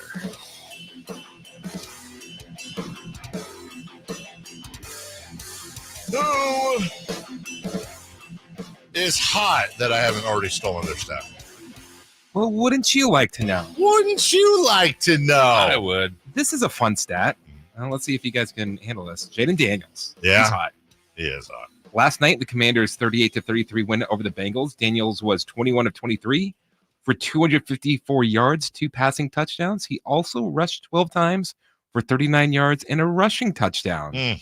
With his 3 touchdowns, Daniel is the first rookie quarterback to have more touchdowns than incomplete passes in a game, with a minimum of 20 passes in a game. Ah, yes. Got to have that minimum in there. Interesting. He's good for him. Good for him. Also, help me out, guys. I was doing this during the break. A little brain exercise. Fill in the blank on my Mount Rushmore of, I don't know what the category is, but I think you'll get the idea. Susanna Hoffs of the Bengals, Debbie Gibson, Belinda Carlisle. So you've got the era, not a superstar, but not a one-hit wonder. I don't think Tiffany can go in the 4th spot.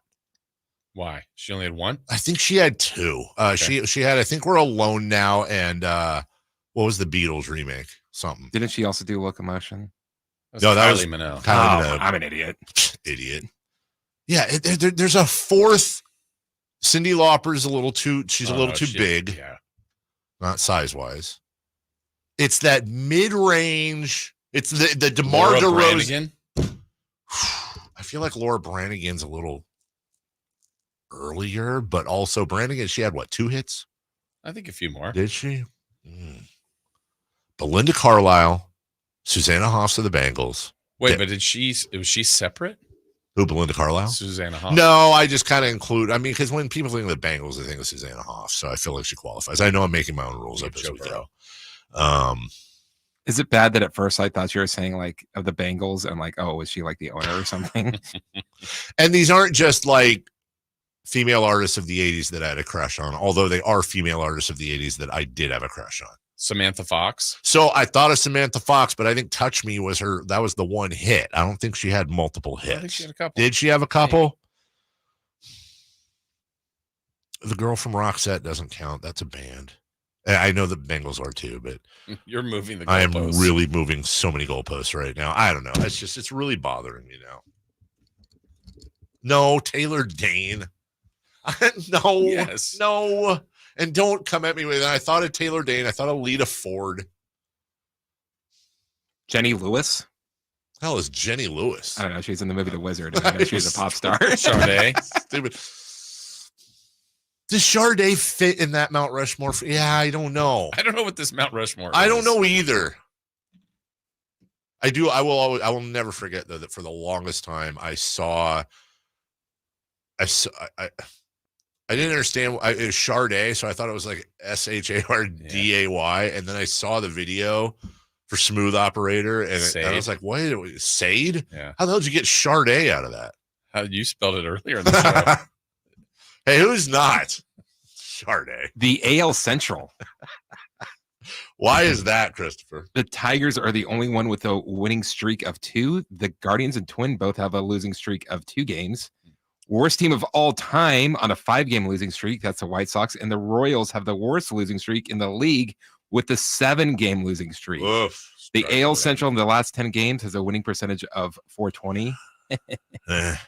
But if you take out those winning Tigers, yeah, they've got a winning percentage of 350. in the Ooh, last 10 that's games. not great. That's not good at all. Lisa's got the Colt Jam. Mm-hmm. Again, but you put Susanna. I know, but it's not Susanna Bananarama? Hoffman. Yeah. Oh, well, but name me one person from Bananarama. Bun, and then there was Anna, and then Rama. Oh. Sheena Easton. Oh. There's one name in here that's kind of interesting, but I don't know. Does it feel right to you? Paula Abdul? No. No? Too big? Yeah. Yeah. Well, she's small, but I get you. Yeah, I feel you. This is a weird, I don't know what the category is. I'm gonna get your No, it's not quickly. It's 80s female artists. But Susanna Hoffs, Belinda Carlisle, Debbie Gibson. We need a fourth. And we're gonna know it that just fits. Let's go streak. It's time to go streaking. We're going streaking!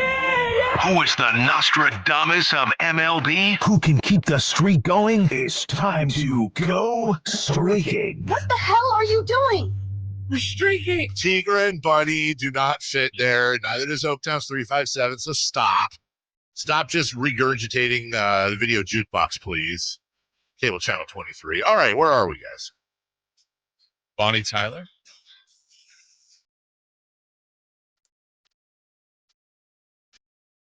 Not quite there. Okay. All right. Yeah, just not feeling Bonnie Tyler in that group. Carmichael Dave, your streak is at 2. Chris and I are at 0. Uh-huh. Let's see how we did yesterday. We'll start from the bottom, and now we're here. Chris went with Vladimir Guerrero Jr. You got him 4 times? Yeah. 0 hits. Loser! You're a loser! Are you feeling sorry for yourself? Well, you should be, because you are dirt! All right. I took Jaron Duran of the Red Sox. Jaron Duran. He got it 5 times, and he got 2 hits. So I'm at 1. You are. And good for you. Dave, you're at 2, trying to get to 3. You took Bryce Harper of the Philadelphia Phillies. Yeah. He got it 3 times. He got you 2 hits. Interesting. Look at that. I am at 3 a for you, 1 for me, 0 for I'm the best. Gloria Stefan? No. Okay. Christ. It's going to bother me. All right. It's going to bother you about the Mount Rushmore of what you don't know what it's about. I don't know, but there's a fourth that fits perfectly or really perfectly with those 3. You just know there is. You just know it. Ken Carnes? I was just, oh my God, that's so weird, dude. Literally, if you hadn't said anything, I was going to be like, and Kim Carnes, who you may know from Betty Davis Eyes or the shortest solo on We Are the World. That was coming out of my mouth. But what else does she have other than Betty Davis Eyes? I think she has one other hit. Okay. But Debbie Gibson doesn't have a bunch. Oh, A bunch? She has a handful. Okay. Electric Blue. All right. Lost in Your Eyes. Okay. Out of This Something or that one? Debbie Davis. Debbie Gibson. Think about it. All What are you right. thinking today? Oh, we got a full slate of. You know what? In honor of the final series in Oakland, hopefully just for now, give me Brett Rooker. Rooker. I'm going to take Mason Wynn of the Cardinals. I'm going to take second baseman Jackson Holiday. Oh, That is a phenomenal pick. Huge fan of that. yeah. That's why I said it. We're late. We got to take a break. Okay. Niners at 9. Quick question though, and I know this always makes Chris angry. I did something not that long ago, but it's kind of long ago that I'm not proud of. It may or may not be on my legal record. I want to get it off. I want to get it expunged. Is there any place you can direct me? Yeah, I'll do that in the next hour. Coming up at 9:25. Damn it. I was trying to. Well, I thought you had to read it. Reading. I'm stuck on this Debbie Gibson thing. We'll be right back. Niners at 9. The Sacramento Kings play here. He's got the triple. Sacramento takes the lead. Outstanding ball movement by Sacramento. Every triple, every jam, every Kings win. Sabonis with the jam over the Joker. He's got the 3-point shot. Get your Kings fix all season long. Right here on your home of the Sacramento Here's a Kings. steal by Fox. The breakaway. He's got the rip with the left hand. Sacktown Sports at sacktownsports.com. I didn't ask to be thrown in the streets with nowhere to go. I didn't think I'd survive. But I did ask for help, and Covenant House was there for me. 1 in 10 young adults will experience a form of homelessness this year. For these kids who didn't ask to be put in this unthinkable situation, Covenant House is there. Covenant House helped me break the cycle of homelessness in my family. They gave me the love that I needed. Over 2,000 young people will sleep safely in a Covenant House bed tonight. When youth who are experiencing homelessness have a hot meal, a safe place to sleep, medical care, and love, they can overcome heartbreaking challenges and have a brighter future. They just really genuinely just wanted to help me succeed, and I'm succeeding.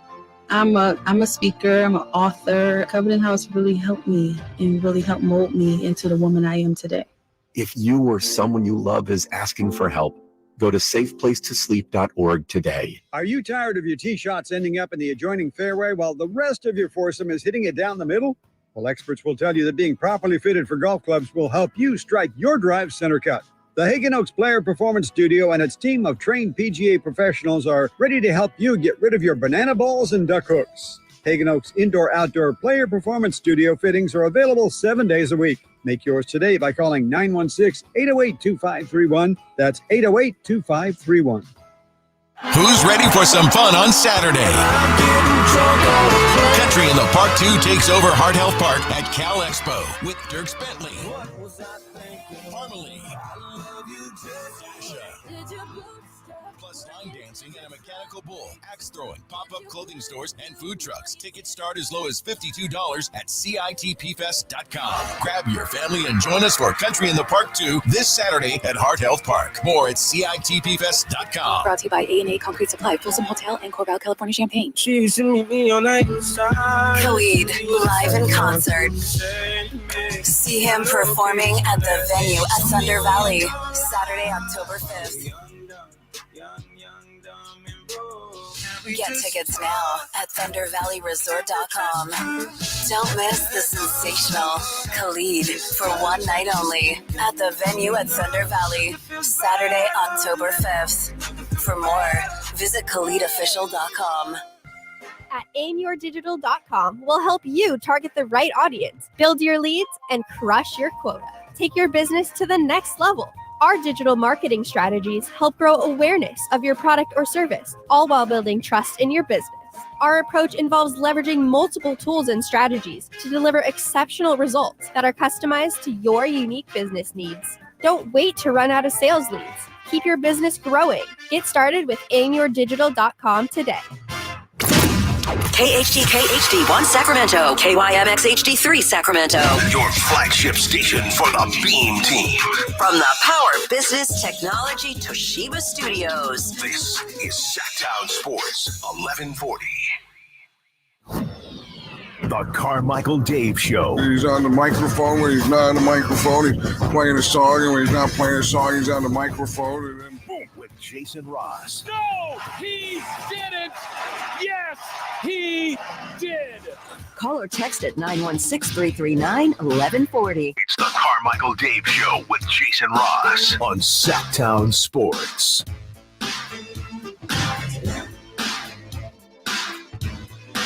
Yeah, I think Zebra got it right on the chat that I'm looking for the Hall of Good, sort of, when it comes to these female 80s pop artists. Belinda Carlisle, Susanna Hoffs, Debbie Gibson. And I figured out during the break, it's got to be between, on the top end, Cyndi Lauper. It's got to be less of a star than her, but more of a star than Tiffany. It's between Cyndi Lauper and Tiffany, I think, is our line of demarcation. Annie Lennox? So Annie Lennox, and I know she's a really good singer. Because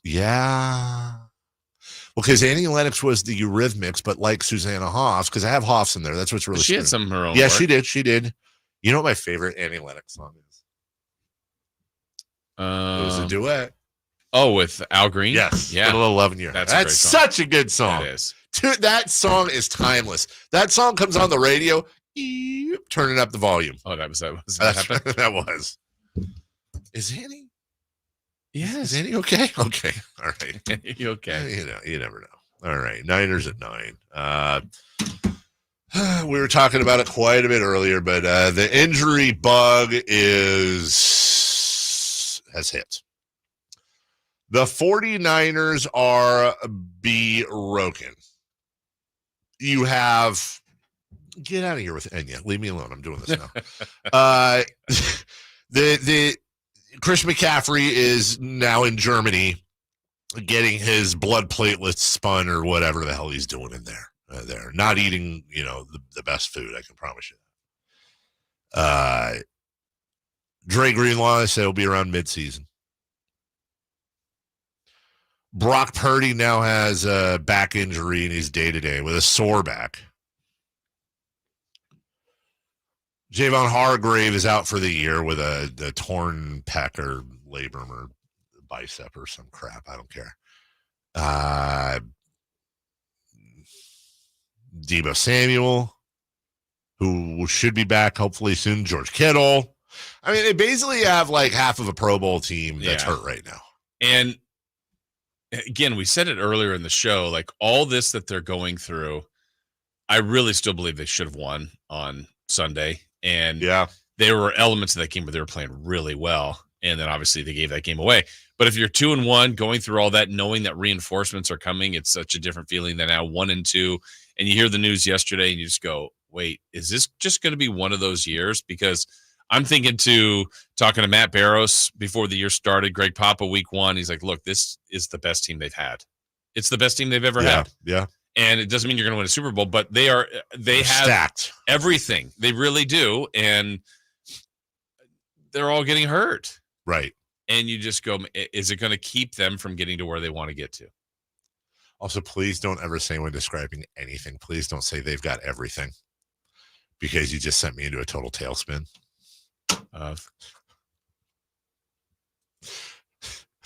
Bouncers at the door high-fiving children of divorce.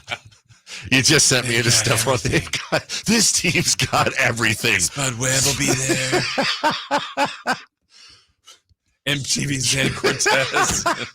German platelet spinning, a back injury, an Achilles, a knee. It really is. It's like the Stephon Club of injuries in the NFL right now. And for Niner fans, the good news is that it's the beginning of the year. They've dealt with stuff like this before. Hey, Neil. And they're not, while they're injured, they're not broken. The team's not broken. Right. Like nobody other than Javon Hargrave is out for the year. And I said that earlier. Look, you don't want anybody injured, but he was not playing well. Maybe it's because he was injured, but he hasn't really played well for the Niners. So if there's one thing, I won't say guaranteed, but if there's one thing that's just about guaranteed, it's that John Lynch is going to make a move to bring in a reinforcement or two. Sure. And then you look at, okay, man, McCaffrey's out. Well, Mason's been really good. Yes. Oh, no. Debo's out. Jennings had the game of his life. Right.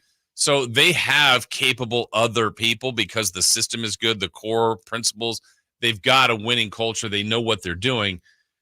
But at some point, it becomes overwhelming when you've got that many injuries. We're not there, but it feels like we're getting closer to that. Well, also, Jason, are we expecting, and maybe we are we expecting Brock Purdy to play that well every week? And by the way, this is a Rams defense. I'm not trying to downplay what he did. This is a Rams defense that gave up 41 to the Cardinals the week before.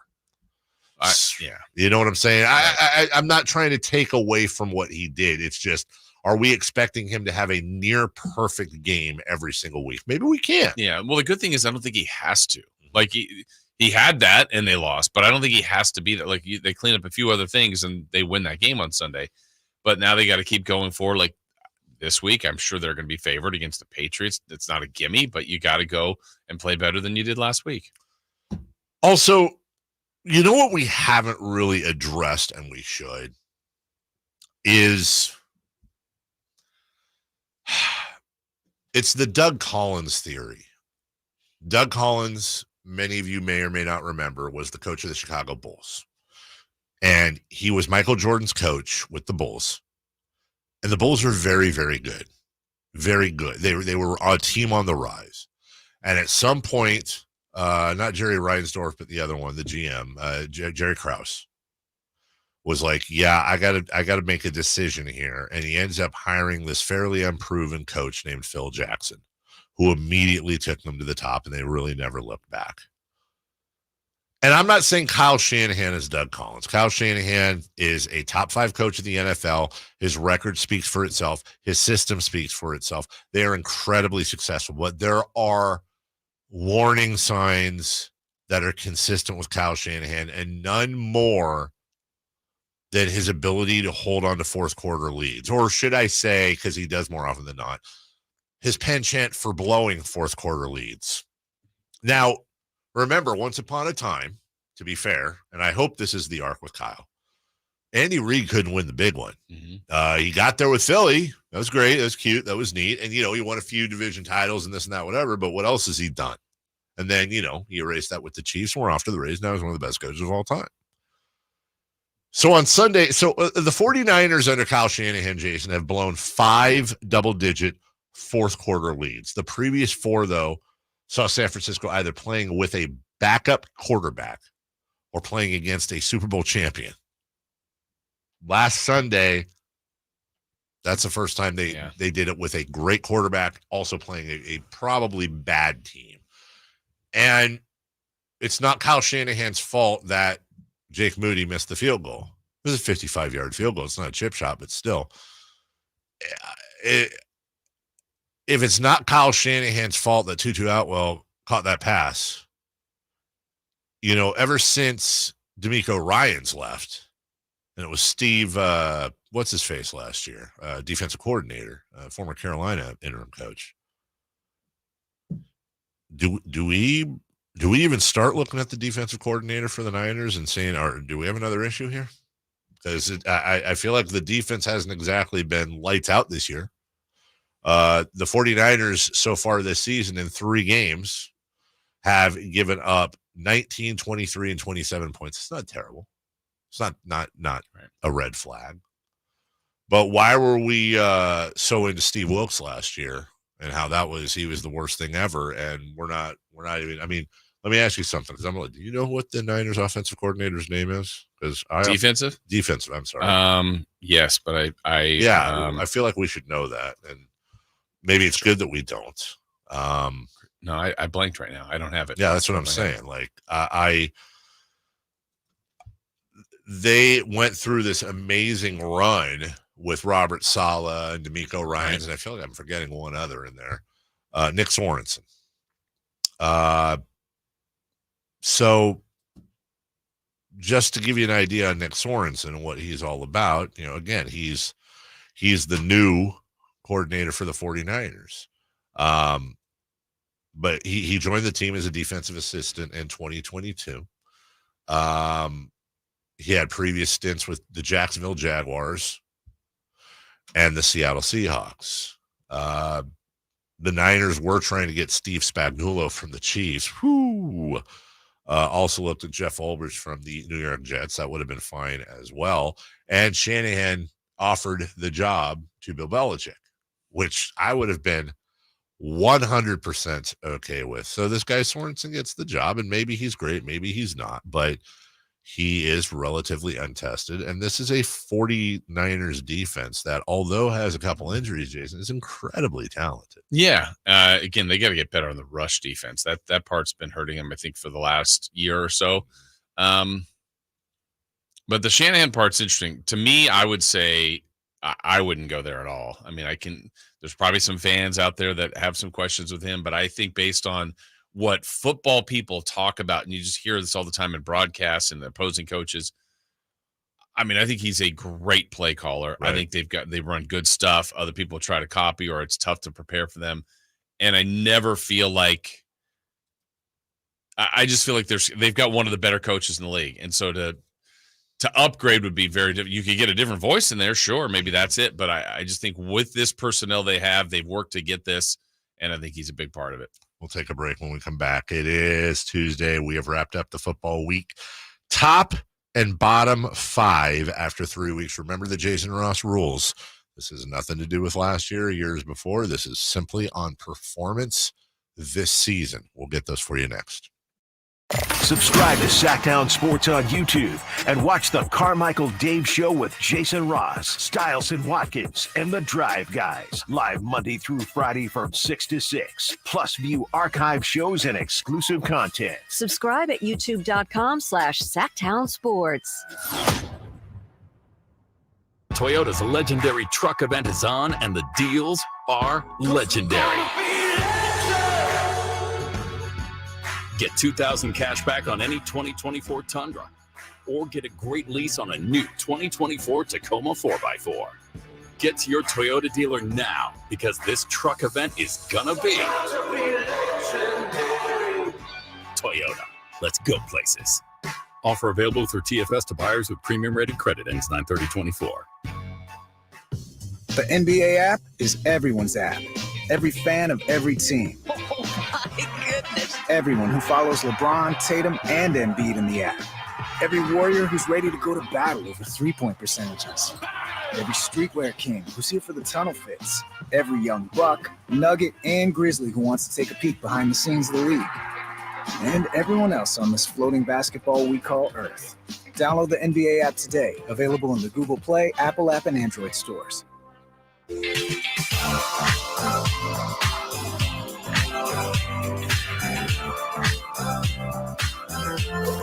Waking you up with the best in local sports. They just make it interesting, you know? It's the Carmichael Dave Show with Jason Ross on Sacktown Sports.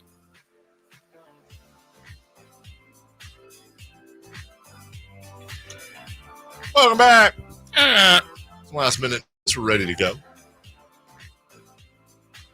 Top 5, bottom 5, Jason Ross, after 3 weeks. Do we know any more now than we did 3 weeks ago? Well, not really. But we do know that there are 3, 4, 5 undefeated teams and 3 defeated teams. I don't know. Yeah. 3 0-3s and 5 3-0s going into week 4. Shall we start with our bottom or top 5? Let's start with the bottom. Bottom 5. All right. So at the bottom of my list, there were some contenders for sure, but we have a new bottom. Remember last week it was the Carolina Panthers. In fact, it was that way after week 1. But we have a new bottom 5er. The Tennessee Titans. In dead last Titans. Followed by the Jacksonville Jaguars as second worst. Although they have a win under their belt, I just do not like the way the Chicago Bears look so far this year. The 0-3 Bengals, and yep, they got to win over the Raiders, but honestly, I think right now the Raiders are probably mid-20s. I've moved the Panthers up from 32 to the 5th worst team in football. Okay. We have a pretty similar list. I'll go from the 5th worst. I left them in, even though they got to win this week. The Giants. I just think that's a bad squad. I agree. They have them 28th. Team 29, the 4th worst. They did beat the Raiders, but I think it's going to be a struggle for them. 29, Carolina. Then I have the 0-3 teams. The Bengals, I think, are the best of the 0-3s, followed by Jacksonville, and I'm with you. You and I both have the Titans. Which know they're going through a rebuild, but still it's not fun. No, it's not fun, Jason. Rebuilding is not fun. All right, top 5. Your turn. All right, number 5. Number 5. Maybe we'll go one by one here and see how we do. Number 5. My theme is the teams that have been rewarded, that have gone undefeated. So at 5, I think they have the worst win resume of the 5 teams, and that would be Seattle. Look, the Seahawks. They've gone undefeated. They've done some good things. They have. They've done everything they've asked to do. You can only play the schedule in front of you. Yeah, but it hasn't been that impressive. So I'm going to put them at number 5. At number 5, the one team I have in my top 5 that has a loss. Oh, nice. New Orleans Saints. Okay. I still think they've looked fantastic, and that they should have. Well, I won't say they should have won that game, but that was a very, very close game. I think Philly's a lot better than they were last year. I've been saying that all year. So I've got the Saints at 5. All right. My number 4 team, they're undefeated. Their offense was better this week, finally. But Pittsburgh defense has been incredible, only giving up, about 9 points per game. Mike Tomlin knew that they had a schedule that's favorable at the front, but they've taken advantage of it. So I've got the Steelers at number 4. At my number 4 is your number 5, the Seattle Seahawks. Now, they are 3-0. And honestly, again, the rules are it's what you've done this year. Yeah. The Seahawks are by far, to me, the weakest of the 3-0. Look, you just played the Broncos at home, at the Patriots, and the Dolphins, and you beat the Broncos and Patriots by a combined 9 points. No. And the Dolphins are probably right now worse than the Broncos and Patriots without Tua Tagovailoa. But they are 3-0, and they do have a 2-game lead in the West. I will go Seahawks. All right, my number 3 team in our top 5, bottom 5 after 3 weeks. They're undefeated as well. I think our top 3 is the same. Yeah, their win resume is pretty darn good. I'm not giving them a ton of credit for beating the Giants, but they beat the Giants. But the last 2 weeks, home wins over the 49ers and the previously undefeated Texans. You know, I don't know how long they'll last here, but I'm putting the Vikings at number 3. So here's the thing, and I want to run this by you because I, too, have the Vikings at 3, and then I guarantee you our top 2 are the same. One of us, we both have the Chiefs in our top 2. Mm-hmm. But let me ask you this. The first week, I went away from Jason Ross rules. This week, last week, back to Jason Ross rules. Jason, if we're playing by your rules, I can't make a good argument to put the Vikings behind the Chiefs. There's no good argument, I don't think. The Chiefs beat the Ravens at home, the 0-3 Bengals, and the Falcons. And they beat the Falcons by 5, the Bengals by 1, and the Ravens the other 2 by 7. Of the game. Yeah. The Vikings have played a team that's expected to come out of the NFC, a team that's expected to be at or near the AFC Championship, and then the Giants, who they beat. They have better quality wins. Now, I still have the Chiefs ahead of them, but I just want to acknowledge you do, I do. I think we're kind of going against your own rules. I guess so. At number 2 for me, well, I did I say I had the Vikings at 3? I have the Vikings at 3 as well. Number 2, the Kansas City Chiefs, and at number 1 for me, the Buffalo Bills. Okay, and I flipped them, and maybe I didn't even listen to my own, but here are the Chiefs undefeated. Yeah, let's roll. Yeah. I feel like the Bills and Chiefs will stay up there. The other 3 are going to be constantly changing. But good for the Bills. They looked good last night. Or maybe it's a reflection of the Jags, too. November 17th, Kansas City at Buffalo. I mean, say what you want about Kansas City. They got Buffalo on their schedule. They started with the Ravens. They're at the 49ers. They're at the Browns. They're home against the Texans. I'm just saying preseason going in, that's a pretty rough schedule. I mean, they're playing some humdingers, if you will. You know what I haven't looked at? I will. Is I haven't looked at who's playing on Thanksgiving lately. Let me see here. Week 12. That would be what? November 27th, I think. Yeah, what's the third game? Because the Lions are playing somebody, Cowboys are playing somebody. Yeah. So you got Chicago at Detroit. Okay. The Giants at Dallas. Oh, well, they saved it, though. Thank God. Green Bay is hosting Miami. Well, maybe by Thanksgiving, if Tua comes back and, whatever. Okay. There's also a Friday night game. After Thanksgiving? There's a Friday midday game. Yeah. Amazon Prime Video, Friday, November 29th, the Kansas City Chiefs are at Arrowhead hosting the Raiders. It's pretty cool. And then the Niners are at Buffalo that weekend. Oh. So, wow. The Raiders are at Kansas City and the Niners are at Buffalo. Yeah. We'll take a break. When we come back, hey, how about we watch something? What to watch? Okay. And we'll go around. Maybe we'll grab some audio on that as well, on the world of sports, what happened in football yesterday. And then we got some crosstalk, Jason. So we'll got a busy last portion of the show. Celebrity birthdays. Oh, Jason. Huh. I know I was a little bit early, but do you have that place you could direct me on when it comes to some legal advice to get some stuff off my record? I do. I may or may not have left some gum on a wall at school once upon a time. Ooh. It's chased me forever. You leave one gum on a wall, you're a gum waller for the rest of your life. You know what they say. Were you under the desk gum guy? I was not, honestly, It's just weird. I think I did once. Yeah, I'm not. I mean, not gum under the desk. I might have wiped something else under the desk when I was a kid. We'll be right back after this. You never know what you might hear when listening to a Sacramento Kings game. Out of Keegan, going for another triple. Man, is he feeling it. Keegan, can he do it? Yes, there's number 11, Keegan Murray. Keegan steps back. He just knocked down his 12th three-pointer, a Kings franchise record. He's got 45 points. Never miss a moment of Sacramento Kings basketball with Sacktown Sports and the Sacktown Sports app.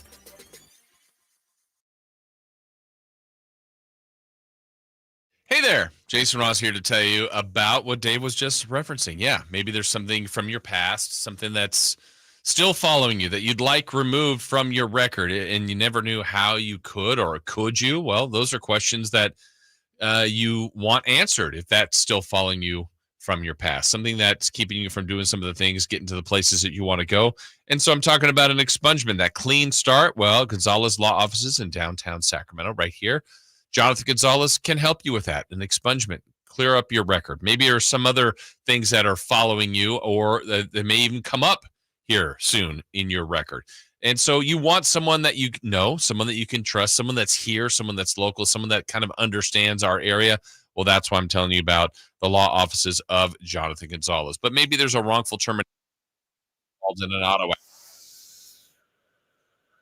accident. Here's where you need to go. Again, contact SAClegaldefense.com. Go to the website. You can call them at 916-304-9187. And again, you don't know when you might need representation, but you want to be prepared.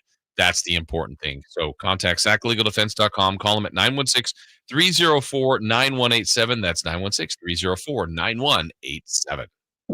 You might wonder, John Legend, how do you keep your voice sounding so legendary? Honey. And how do I keep my protection against COVID-19 up to date? With a COVID shot this season, designed for recent variants. You can get your COVID-19 shot when getting your flu shot if you're due for both, as recommended by the CDC. The fresher, the better.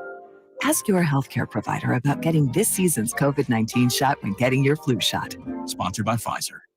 Have you heard you can listen to your favorite news podcast ad-free? Good news! With Amazon Music, you have access to the largest catalog of ad-free top podcasts included with your Prime membership. Enjoy shows like The Daily, Up First, and Consider This, available ad-free on Amazon Music. To start listening, download the Amazon Music app for free or go to amazon.com/ad-free. That's amazon.com/ad-free to catch up on the latest episodes without the ads. Silverado savings spectacular now at Maida Chevy with $13,000 off MSRP. Every new Silverado half-ton LTZ in stock after rebates. $12,500 off every Silverado half-ton High Country after rebate. And $11,000 off all new Silverado half-ton RSTs exclusively at Maida Chevy at MaidaChevy.com. Sacramento Silverado headquarters. Whatever Silverado you choose, you'll save thousands at Maida Chevy. Together, let's drive. Not available with special financing, lease, and some other offers. Must trade in 2010 model year or newer. Ends 9/30/24. Finally, an easy way to find home improvement contractors. Just visit subcontractorsunited.com and simplify your search for home services professionals. From cabinets to windows, roofing to plumbing, Subcontractors United is an easy, simple way to find and hire a home improvement contractor. And you never have to give up personal information. So no harassing phone calls like you get from those other websites. Subcontractorsunited.com is sponsored by D&D Cabinets and Savage Design.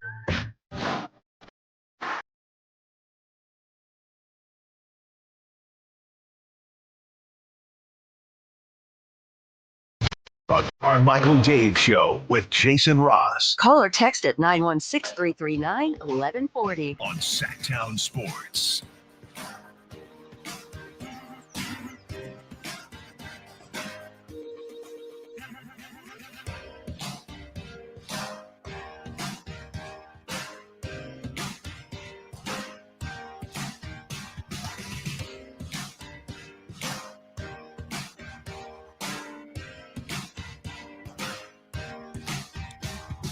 Jason. Yes. Yeah. And by the way, thanks for that tip on Gonzalez Law. I'm going to take you up on that. Giants at the Diamondbacks. Who are they playing? I'm sorry, I was looking at something else. Logan Webb on the mound. You know he's from Rockland. Yeah, Kings fan. We've never had him on the show. Maybe we'll have him on soon. Yeah, we got to change that, Yeah. by the way. Come on, Logan. Come on, Logan. Come on, Logan. Also, Rangers and the A's. The A's begin their final series, at least for now, in Oakland. And they take on the Rangers. That's a 6:40. You say that at least for now. Do you know something? No. No. I don't. No, I'm trying to follow it through. Bally's pulled out of a huge investment yesterday. Yeah, what did that mean? Well, Bally's is the big partner with the A's on their Vegas stadium, and they are having serious money troubles. They just pulled out of another huge thing. There's all kinds of stuff going on. So I'm definitely feeling confident. Not for sure, but Chris just came in and grabbed a box fan. They need it. Who needs it? Okay. Wow. He was very He's angry kinda about mad that. about Wow. That was, yeah, he was like, they need it. He wasn't a fan of you calling him out. Not at all. Not a fan. Not a fan. Yeah, that Vegas thing just gets more and more whatever. But I will put it this way. If you had me lay odds as to which is more likely, the A's returning to Oakland or the A's staying in Sacramento, I would put heavier odds on Oakland. I would say that. Let me do this. Let's see. 25, 26, 27. In 2029, your three choices are Las Vegas, Sacramento, Oakland. Put like percentages on them. I would say 2020 or 2030. I would, I without including an other. Those are the three choices. Okay. Would other be higher? No. Okay. No, but I would say Oakland, and Oakland encompasses like Bay Area, right? Sure. Okay. I would say Bay Area 60, Sacramento 20, Vegas 20. Okay. Bay Area one's interesting, but in the past, how's San Francisco going to feel about that? And we already know how they felt in the past. Yes. But for the better part of now 5 years, it's their territory. All of it. Yeah, and they're a huge reason why the A's are leaving, blocking San Jose. Also, one thing of note, wouldn't that have been the best? Like big picture. Yes. Big picture, honestly, you can't make it work in Oakland, put them in San Jose. Put them in, the whole San Jose, Santa Clara thing. It's a huge thing. Niners want that. Screw it. Yeah. Also remember, Rob Manfred's leaving, I believe in 2028 or 29, which may be right at the end of this fiasco. As I've said before, I don't see a viable path for them in Sacramento. I don't know where the money is. And I don't know how viable John Fisher's going to be as an owner. And if you think it's hard to put together a stadium or arena in Vegas, if you can't get a stadium or arena built in Las Vegas, of which I think they have built approximately 300 arenas or stadiums in the last 5 years, you really can't get it done in Sacramento. There's no money. There's no public subsidy. West Sacramento doesn't have. They have some tricks they can pull, but I don't think they have that kind of money. And we've talked before. Let's follow it out. John Fisher. Let's say he tells the team. He's going to be like, hey, we're already here. What do you? No, he's going to be like, pull up an auctioneer, and there you go. I don't care if Louisville, Kentucky buys it. It's the highest bidder. Highest bidder gets this team. What in the history of John Fisher would lead anybody to believe that he would give anybody a discount and do anything to take the absolute highest bidder possible? And if that's the case, and if it is open bidding, and if you believe what many have said about there being multiple Bay Area buyers, a couple of which I know their names. One is Joe Lacob, but there's a couple other big names. Nobody's got a chance against them. Yeah, I always wondered too, like that example. So Joe Lacob's the name we've heard. Yeah. Joe Lacob, somehow today they say we're selling to Joe Lacob, where he would put the stadium. I don't know. I know everyone points to Howard Terminal. I still, and I know A's fans will probably roll their eyes at this. I still honestly think if you had the right person with the right amount of money behind it, dude, just clear the Coliseum site and build a state-of-the-arter there. You're in a great spot. The weather's great. Art right to the stadium. You've got ingress egress with freeways right there. Yeah. I get it's not, Pac-Bell Park pretty, but you could make it pretty awesome. You can make it great. I mean, I'm talking like flatten the land and just rebuild from scratch. Absolute state-of-the-art baseball. Yeah. And you just hope that would also then spark stuff around it. That's been a problem. Yes. You know, and Oakland needs that. Yeah. But if they can't get it done, there are numerous places in and around whether it's Fremont, like you said, San Jose, although the Giants could be in the way there. But there's always a deal to be cut. There's always a deal to be cut. Dream at Liberty, Game 2. New York is up 1-0. Oh, yeah, New York Liberty. They've got that look in their eye, Jason. They did. What's that look? The eye of the tiger. Oh, wow. They got the eye of the tiger this year. They're pissed about last year. They want to come back. And Storm at the Aces. Aces are up 1-0. I think those two teams are up 1-0. With apologies to Minnesota. I think that's your course right there. Okay. I think they're Will you check out any of the WNBA tonight? Maybe possibly. Is there other WNBA? No, I mean those two. Yeah. Oh, are you saying will I check out? Okay. Yeah. Just depends. I'm just trying to think of my schedule here. Yeah, evening will be home. There's nothing really on. No football. There's no baseball that matters. Sorry. Yeah, you know what? I actually think the sports viewing in my household ranking, the power rankings will probably be. Oh, what do they want? Oof. Oof. Yeah.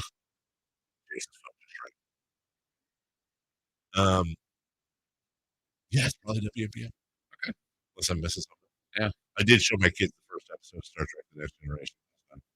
I don't know if we're going to have a repeat of it. They're like, I know you like Harry Potter. no, that's not. Use the Force, Gandalf. That's That didn't translate to them, your love for it. Well, it's just one episode. And let's be honest, the first season of Star Trek Next Generation. Did it? The year is 2019. It's so bad. It was so bad. It really was. It was not great, dude. Everybody was over dramatic. The writing was terrible.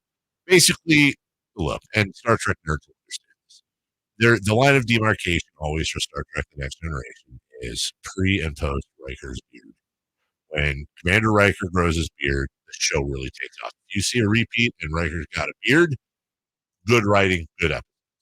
Pre-beard, clean-shaven Commander Riker, sucks. Jason, how many episodes of Star Trek The Next Generation are you? I am at 0. You've never seen one. Not a full one. I mean, of course it's been on, but I've not seen one. Wow. If you combine your amount and my amount together, it equals 0. Why? I've seen the original Star Trek before. Why not? Why did you guys not give it a shot back? It's so good. You just said season 1 was Season 1 was stupid. How many seasons? 7 or 8. Like 22 a season too. I mean, yeah. And then you got Deep Space Nine, which is arguably better. Picard, 3 seasons of that on Paramount Network. The movies, which 2 were good. Star Trek? Yeah, I've seen Star Trek movies. Not the new ones though. You're talking about like the new Star Trek. I'm talking about Next Generation. You know, now that we're having this conversation, I don't think I've seen any Star Trek. None of the movies, none of the shows. Why is that, Chris? With Spock and William Shatner. And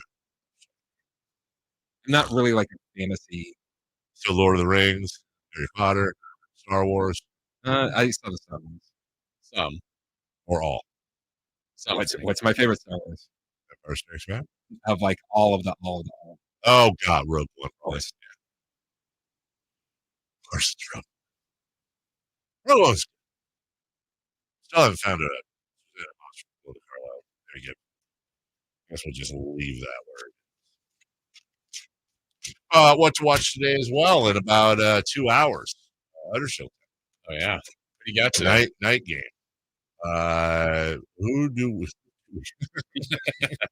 It's a night game. Is it Blackburn? I think. Yeah, it's a night game, dude. How are they? It's Blackpool, which started Ryan Reynolds. Yes, it's a superhero. And Wolverine. Yeah, Wolverine. Yeah, it's at the John Smith Stadium in Huddersfield. Yeah, and lights will be on. What are you wearing for the match? Well, I'm wearing this because I'm going to be in a meeting downtown, talking about whatever. We talked about that at the beginning of the show. I think I got to do the AirPod thing. But I know that's kind of rude. It's like the dentist office. There's 2 games ago. I had to watch a game at a dentist office in the chair. Not ideal. Not ideal. Now I'm going to be meeting. And I'm meeting at the meetings at the Republic office. It's other soccer stuff. Well, then maybe they want to know what's going on. Maybe. Are you going to be tuned in? Took a big loss last weekend, Jason. I know. We lost at home in Northampton, and we still have to recover. 3-1. And just start out with an own goal. Our guy just kind of kicked it in our own goal. You kidding me? I don't think I'll take a break when we come back. Styles Watkins is going to join us. You're not going to believe what happened to Chris Watkins today. Sure not. Oh, my God. I can't wait to hear that story. And also Styles will be here as well. Mm-hmm. Sharing things. Yeah.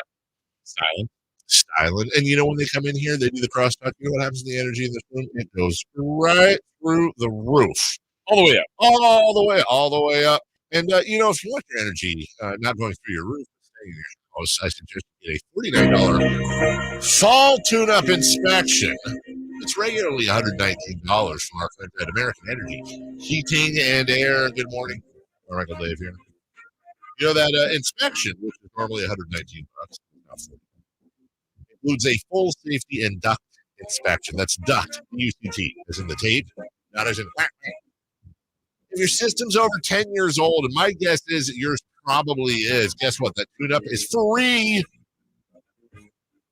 Give them a call right now. They're offering a $50 off coupon for your first recommended repair. But if you need a new furnace, they will take 20% off the price of a new unit. 20%. But wait, call right now. They'll take 30% off. But wait. Call right now and mention Carmichael Dave sent you. They'll take half off the price of a new unit. Can't beat that. 916-520-9990. That's 916-520-9990. Or go online to the AEway.com. That's the AE, as an American Energy, way.com for an instant quote. Yeah. Tell everybody Carmichael Dave sent you. We'll take a break. When we come back, Crosstalk, Celebrity Birthdays, we wrap up the show next. The NFL's leading rusher plays here. The handoff to McCaffrey, walks in the end zone. Handoff to McCaffrey, takes it right down to the goal line. He does his thing again. McCaffrey goes in motion right. Backwards pass led by Juszczyk. A block there. Hurdles a man. 10-5. Touchdown! CMC! You can hear all of Christian McCaffrey's touchdowns on your home for 49ers football. Sacktown Sports. When shopping for a new car, what do you want? A great selection, a low monthly payment, more to trade? At Northern California's #1 Honda dealer, Stockton Honda, you get it all. Model year-end savings are going on now. It's savings you just can't say no to. Come in today.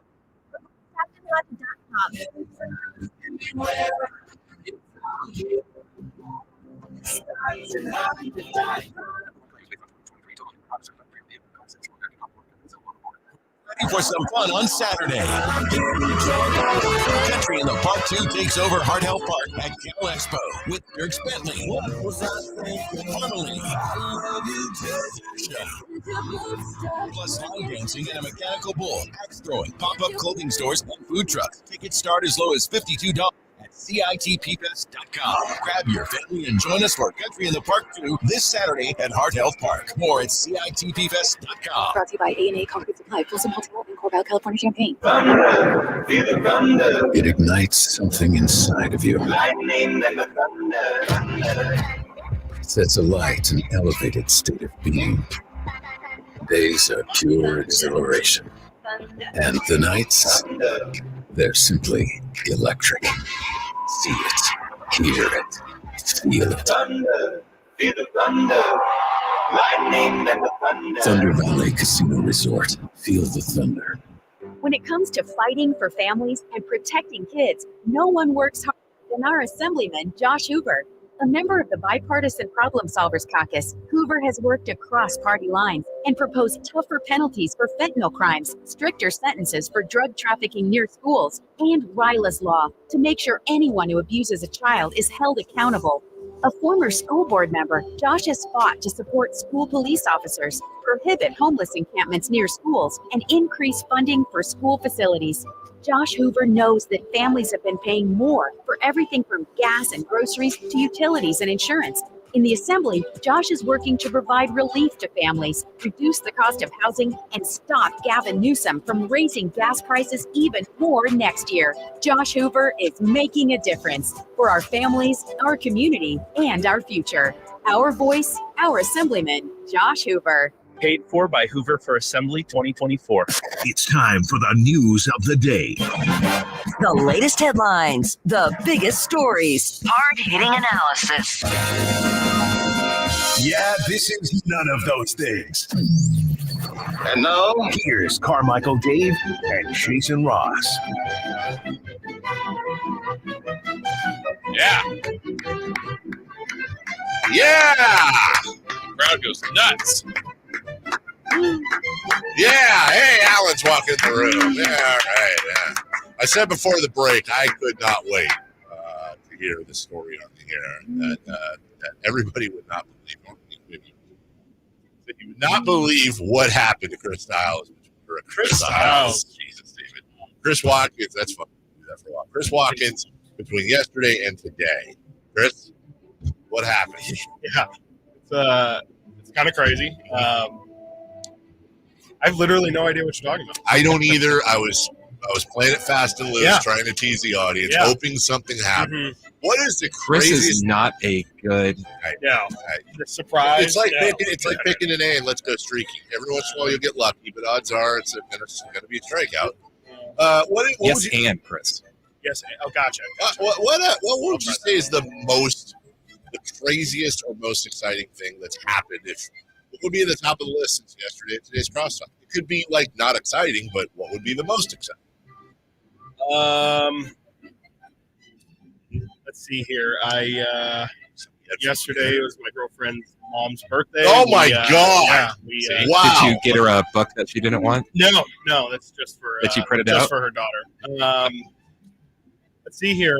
You know what? I saw a baby yesterday that was maybe like 6 months old. They have like a donut for their neck so that they can stay in the water and it just floats there. Seems like it's a lawsuit waiting. Hold on. So the whole baby's underwater except the head sticking out. So you just see this baby head sticking out? Yes, that's it. Okay, that's kind of crazy. Yeah. What the hell is that? Yeah, I don't know. It feels like the company is probably not going to last much. It worked. They left the child unattended. I was a little uncomfortable with that, but at some point you got to kind of talk to the it's kind of on the parents too, right? Like if you're trusting the baby donut, for sure. Great parents. Was it a baby donut yes, like this? Pretty much like that. I think it's called like an Otteroo or something. I don't know. Otteroo or something like that. Let me tell you something right now, dude. I ain't popping my baby. No, I didn't think it was not doing. Didn't think it was the safest idea. Yeah. Probably. Yeah. One most exciting thing to happen to you? Yeah, that's a tough act to follow. Yeah, baby, good luck. Baby donut, girlfriend's all that mom's birthday. Yeah, I'm not gonna check it out. Wow. I assume you guys today will be talking quite a bit about. By the way, since we started this crosstalk, I think 3 more Niners starters are out. They're out. Also, hey, I don't know if you guys saw this, but I just see John Fisher wrote a letter. Yes. Yeah. Sweet letter. Yeah, that came out during our show. We read. You could tell it was him because he misspelled A's. I guess he also misspelled the earthquake or whatever. Yeah, earthquakes are doing good though too. Hey, welcome to Sacramento. You're still into it, aren't you? A's coming. Big time. Always have been. You know me. It's going to be the baseball guy. It's going to be the big hub for the Sacramento A's. I talk about what I'm told. Probably not. That's not true because I would. Definitely not. Oh, but can anybody tell you, or is it? Depends. Yeah. Combined between the two of you, how many episodes of Star Trek: The Next Generation have you watched? Probably negative. Negative. Wow. Well, no, glass half full. If you take all of us combined, we have seen every single episode. That's of true. Star Trek: That's The Next actually a great Generation. point. Yeah. Mine, all of us All in of this us. room. Yeah. Yeah. We have seen every single episode. It's like those pictures with Steph. Yeah, we combined for 5 rings or whatever. Yeah, 4 rings. All right, celebrity birthdays. Nerds. Kind of nerds don't watch Star Trek: The Next Generation. You nerds. Brought to you by Crumble Cookies. Crumble Christian tomorrow. Oh, that's right. Also, the debut for Jason of our halftime segment. Halftime 8 a.m. Yeah, midpoint of the week. Did you hear it? Oh, thanks for tuning in on YouTube or KCA. Loved it. Yeah, did you love it? Did you love it more than a friend? I loved it. I watched everything. Crumble Cookies brings you celebrity birthdays. Jason Ross. Oh, before you get started, I've been saving this. I'm sorry. On this day, the TV show The Jetsons made its debut. How many years ago? Oh, years ago or what year? Yeah, I thought. No, how many years ago? It seemed How many years ago from today did The Jetsons start? Was it 10? Was it 50? Was it 100? 61. 54, 61. Do you Wait, guys? what year? I guess Not what 61 year? is the How many same. years ago? I was going to ask the you same in answer, your guys' 61. lifetime. What? I honestly didn't know if it was in your lifetime or not. Jetsons? I'm not sure. 50? 58. 74. No, we're pretty damn close, Christopher. Like 62 years ago today, George Jetson made his debut with his boy Elroy, Jane, his wife, daughter Judy, and who the hell was the dog? Astro. All right, I'm a big Rosie fan. Yeah, Roe. Whoa. All right, well, let's figure that one out. more Movie was TV great. shows on this date. I've got some for you here. And how about this Boy Meets World? Ooh. Okay, so what? Dave, you should go first. What year was it? Yeah. Crazy. Boy Meets World started in 1997. Yeah. It was 94. If I'm in the right decade, that's dope. 1993. So 93, so 94 and 97. The 93s are correct. Yeah. How about Prince's album 1999? What year did that come out? 1999, stupid. Jeez. Yes. I'll say 1985. 87. 89. I'll also say 87. 1982. Oh, wow. All right. Happy birthday today to Eddie George. Ed George. Wow. Titans. My former partner. Yes. Say that. That's cousin. Yes. Phyllis's grandson. Yeah. Boy. Tate. That's we can't do George Moore. Ed George. Ohio State Heisman Trophy. Eddie George is 53.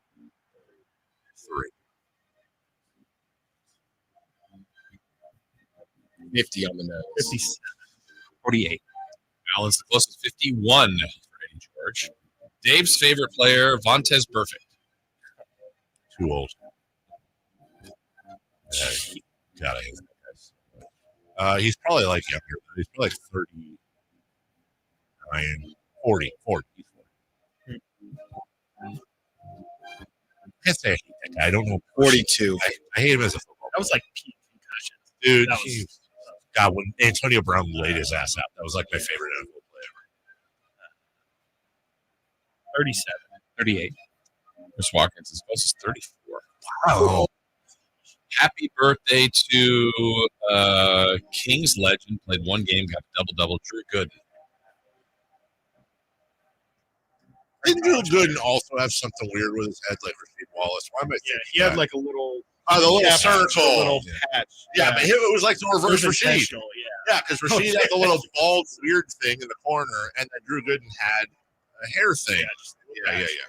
Kansas's Drew Gooden is no relation to Dwight, I don't think. Let's see. There's Gooden. There's Drew and Dwight. Plenty. I would say Drew Gooden is 38. 39. 43. 41. Your correct answer, and it goes to Chris Watkins, 43 for Drew Gooden. Happy birthday to Rafael Palmeiro. Yeah, he did. 58. God, he was so good. He was good. He had news. 57. 56. We have a correct answer, and it goes to Alan Stiles, 60 on the nose. Happy birthday to Giants, probably one-hit wonder legend, but what a hit. Travis Ishikawa. Cardinals. The good old days. What a call, too. Travis Ishikawa is 34.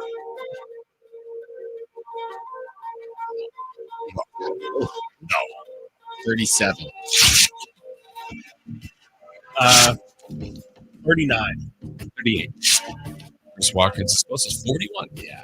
God, he's old. There you go. Coming up on the show today, fellas. Yeah. Niners, our NFL Blitz at 11:30, and we got a little bit of Kings as well. Some of the toughest games, toughest back-to-backs. What are you looking forward to? What are you worried about?